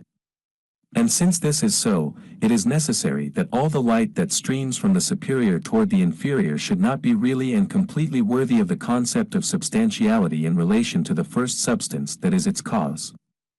And from this viewpoint we may say of these substances that they differ in perfection from the point of view of substantiality. Therefore the superior substance among them is more worthy of the concept of substantiality than the inferior one. But although the inferior is not equal to the superior in the concept of substantiality, it still does not exclude the concept of substantiality, for there emanates from the superior an energy that is a substance for that which emanates from it.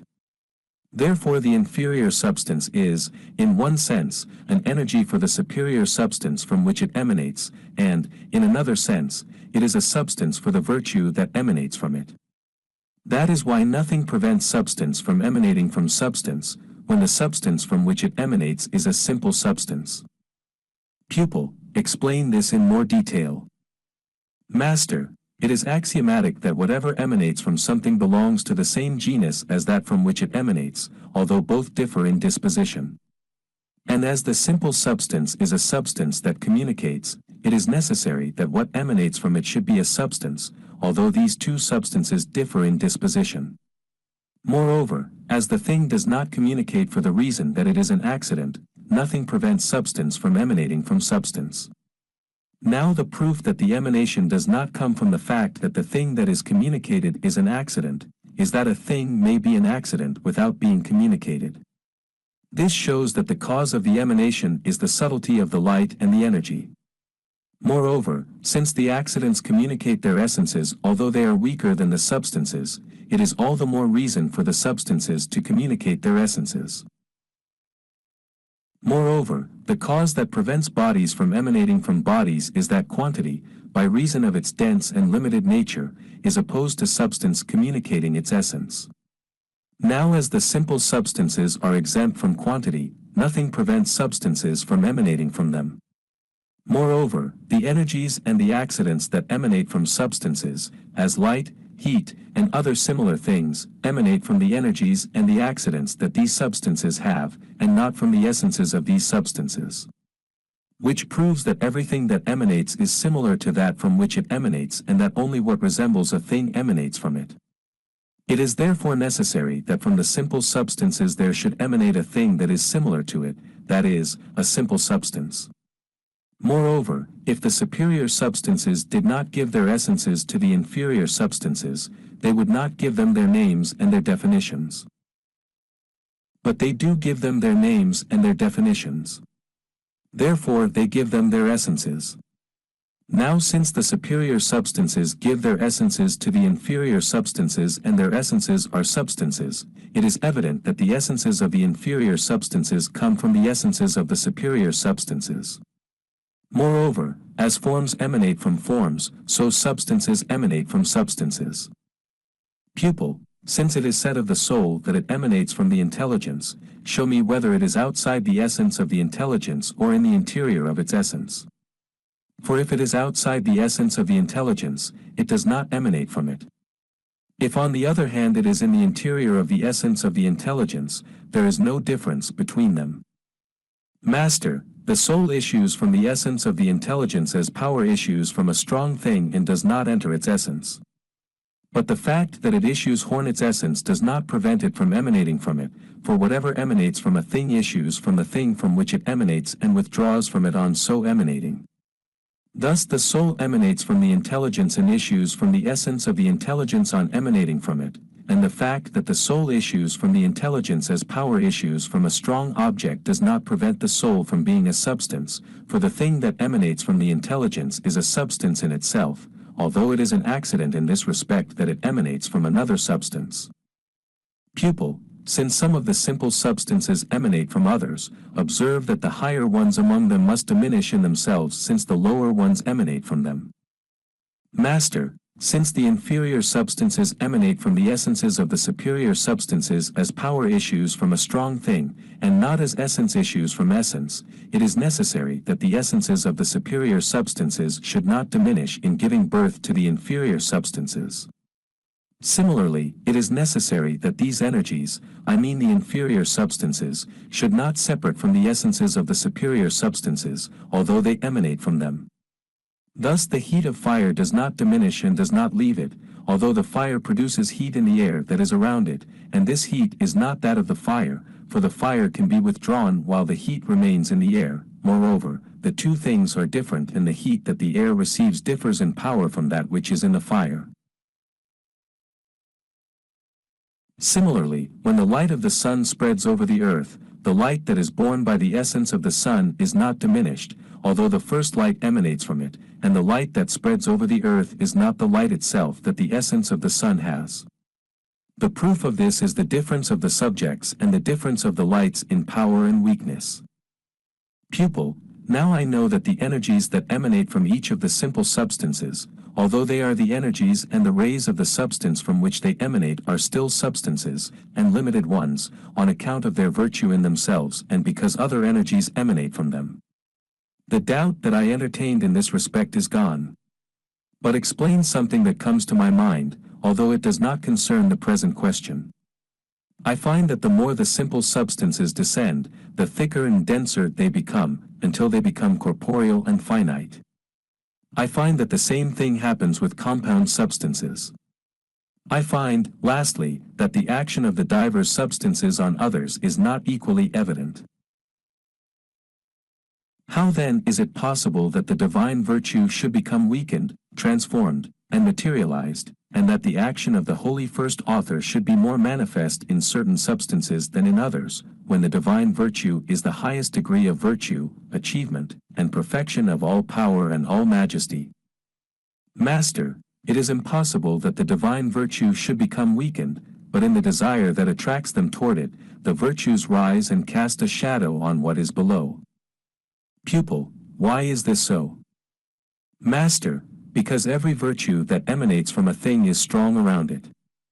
It is therefore necessary that the virtue that emanates from the holy first author should be stronger near him, in proportion as it is in his proximity, than it is elsewhere and far from him. Pupil, this difference harmonizes with the virtue of a thing if this virtue is not essential to the thing, more so, if it is finite. Now the essential virtue of the first author is infinite.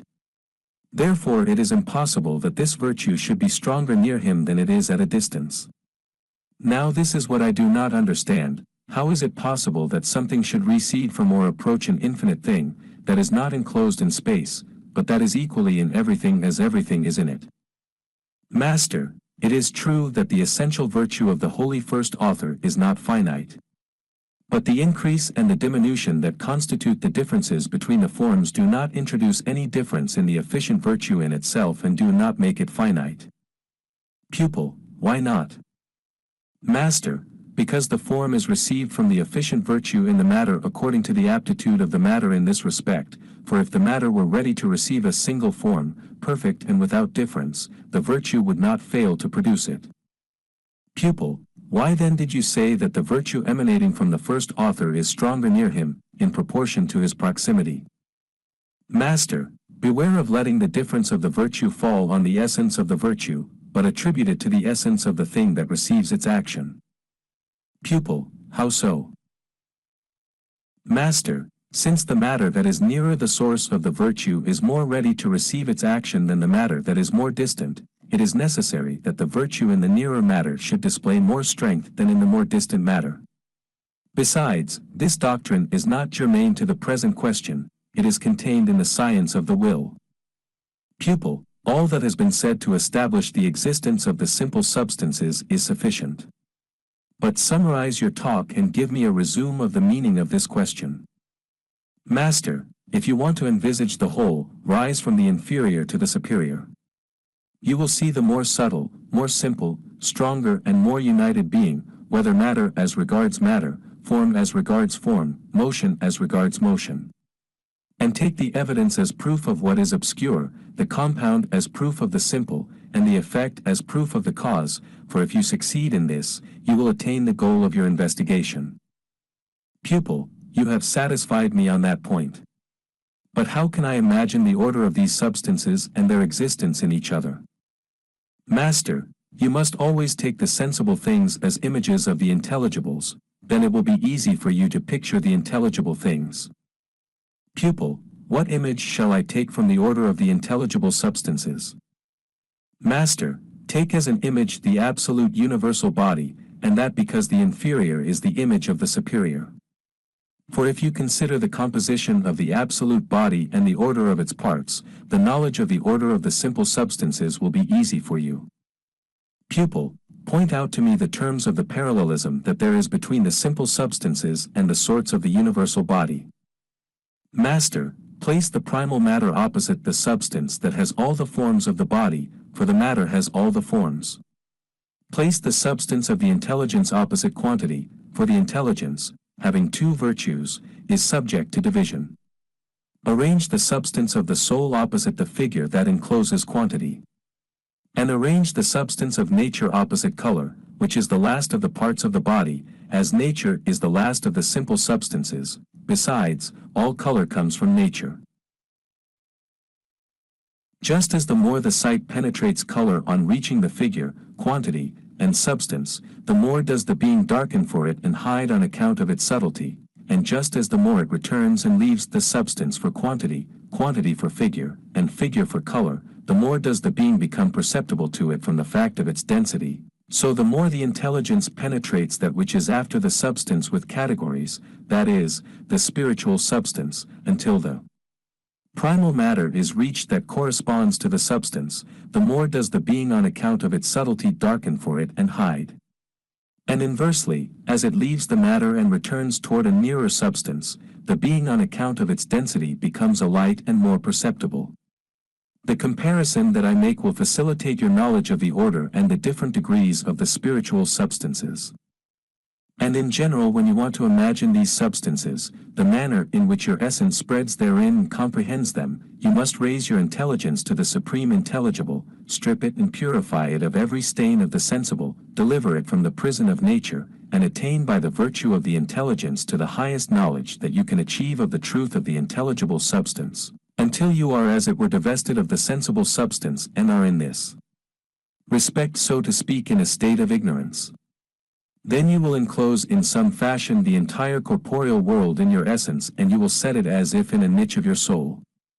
When you have done this, you will understand the pettiness of the sensible in relation to the grandeur of the intelligible. And the spiritual substances will stand ready within your reach, set before you, you will see them envelop and dominate you, and it will seem to you that your own essence becomes one with these substances. And presently you will think that you are some part of these substances, on account of your connection with the corporeal substance. Then again you will think that you are the entirety of these substances and that there is no difference between them and yourself, on account of the union of your essence with their essences and the conjunction of your form with their forms. Pupil, I do what you bid me, I rise according to the degrees of the intelligible substances and I stroll in their pleasant gardens. I find the sensible bodies in comparison with the intelligible substances extremely low and extremely imperfect, and I see the corporeal world entirely swimming in them like a boat in the sea and a fledgling in the air. Master, you have observed well and understood well. But if you rise to the universal primal matter and if you are illuminated by its shadow, you will then see that which surpasses all admiration. Apply yourself therefore zealously to this, for it is in sight of this that the human soul exists, and there is a great joy therein and perfect happiness. Pupil, teach me if the energies of these substances are finite or infinite. If they are finite, how do they proceed from an infinite virtue? And if they are infinite, how does something finite come from them into existence? Master, the fact is, the will, that is, the virtue that produces these substances, is finite according to its effect and infinite according to its essence. In these circumstances, its effect is finite. The will is finite according to its effect because its action has a beginning, and that is why it follows the will. And it is infinite according to its essence, because it has no beginning. Inversely, we must say of the substance of the intelligence that it has a beginning, since it is an effect, and that it is infinite because it is simple and timeless. Pupil, may heaven shower you with blessings. Show me how to imagine the union of the spiritual substances with the corporeal substances and the union of the spiritual substances with each other. Master, observe the union of light with the air, the soul with the body, the intelligence with the soul, and the union of the parts of the body with each other, that is, figure, color, quantity, and substance, and their arrangement. And consider from this that the union of the accident with the body, of the accident with the soul, and of the soul with the body is proof of the union of the spiritual substances with each other. There is another proof in the fact that the union increases as the body becomes more subtle. Pupil, I have often heard philosophers call these spiritual substances circles or spheres. Now it is clear that the figure of the circle is peculiar to the body only. Master, do not be surprised at this, for if they have called these substances circles and spheres, it is because some are superior to others and some envelop others. Pupil, what am I to understand by this superiority and this envelopment? Master, just like your understanding of the sustaining in regard to the sustained, and of the cause as regards the caused and of the one knowing in regard to the known. Pupil, can we find in the particular substances proof of this envelopment, that would allow us to judge the universal substances? Master, consider the virtue of nature, you will find that it envelopes the body because it acts in it and the body is passive in regard to it and is clothed with it. Consider also the vegetative soul, you will find that it acts on nature and dominates it, and you will find that nature is enveloped by it and experiences its action. Consider likewise the intelligence and the rational soul, you will find that both of them contain all the substances that are beneath them, that they know them, penetrate and dominate them, and particularly the substance of the intelligence, on account of its subtlety and its perfection.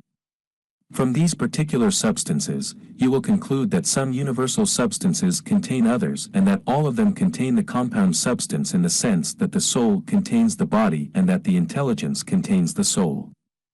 For the inferior substance among them is contained in the superior substance because the latter possesses and knows it. And the universal soul bears the corporeal world in its entirety, imagines and sees all that is in it, as our particular souls possess our bodies, imagine and see all that is in them, and still more the universal intelligence, by reason of its perfection, its faculty to extend, and the nobility of its substance. You will understand thereby how the first author, sublime and holy, knows all things and how all things exist in his knowledge. And know this, just as the essence and the form of the corporeal substance correspond to the essence and the form of the spiritual substance, so the envelopment by the spiritual substance corresponds to the envelopment by the corporeal substances, since the inferior is the image of the superior, as you have often heard it said. In these circumstances, it is evident that the envelopment of the corporeal substance by the spiritual substance indicates that the corporeal substance exists in it and that it is contained in it as all bodies exist in the body of heaven and are contained in it, and the turning of the spiritual substance upon itself in eternity and in permanent duration is like the turning of heaven upon itself by displacement and revolution. Pupil, add an explanation to this. Master, if you will imagine the structure of the whole, that is, the universal body and the spiritual substances that contain it, consider the formation of man and take it as an image. For the body of man corresponds to the universal body and the spiritual substances that move it correspond to the universal substances that move the universal body, and among these spiritual substances the inferior substance obeys the superior substance and is submissive to it, until the motion reaches the substance of the intelligence. You will then find that the intelligence orders and dominates these substances, and you will find that all the substances that move the body of man follow the intelligence and obey it while it perceives them and judges them. Pupil, you have revealed a great mystery to me and a profound principle by telling me that the inferior motion of the universal substances has its cause in the motion of the substances that are superior to them, and that for this reason the inferior substances are submissive to the superior substances and obey them, until the motion reaches the highest substance. We thus find that all substances are submissive to the highest substance, that they obey it, that they follow it and that they move at its command. And I consider that the order of the particular soul imitates the disposition of the universal world. If the present discussion had no other result but that, it would be sufficient, for it contains in itself the concept of the universal action and the passivity that are the ultimate end of wisdom. Master, you have understood well what I have said in realizing that the inferior substances are submissive to the superior substances. Know too that this is the path that leads to perfect happiness and that allows us to obtain true delight, that is our end. Pupil, you have just proved to me in this third book the existence of the intelligible substances, that no one but you has been able to demonstrate. I have acquired the knowledge of these substances, that nobody but myself acquires, according to my ability, and I have thus begun the study of this question. But let us consider in the fourth book matter and form, since that is our object, and demonstrate your previous thesis, namely, that there are matter and form in the intelligibles as in the sensibles.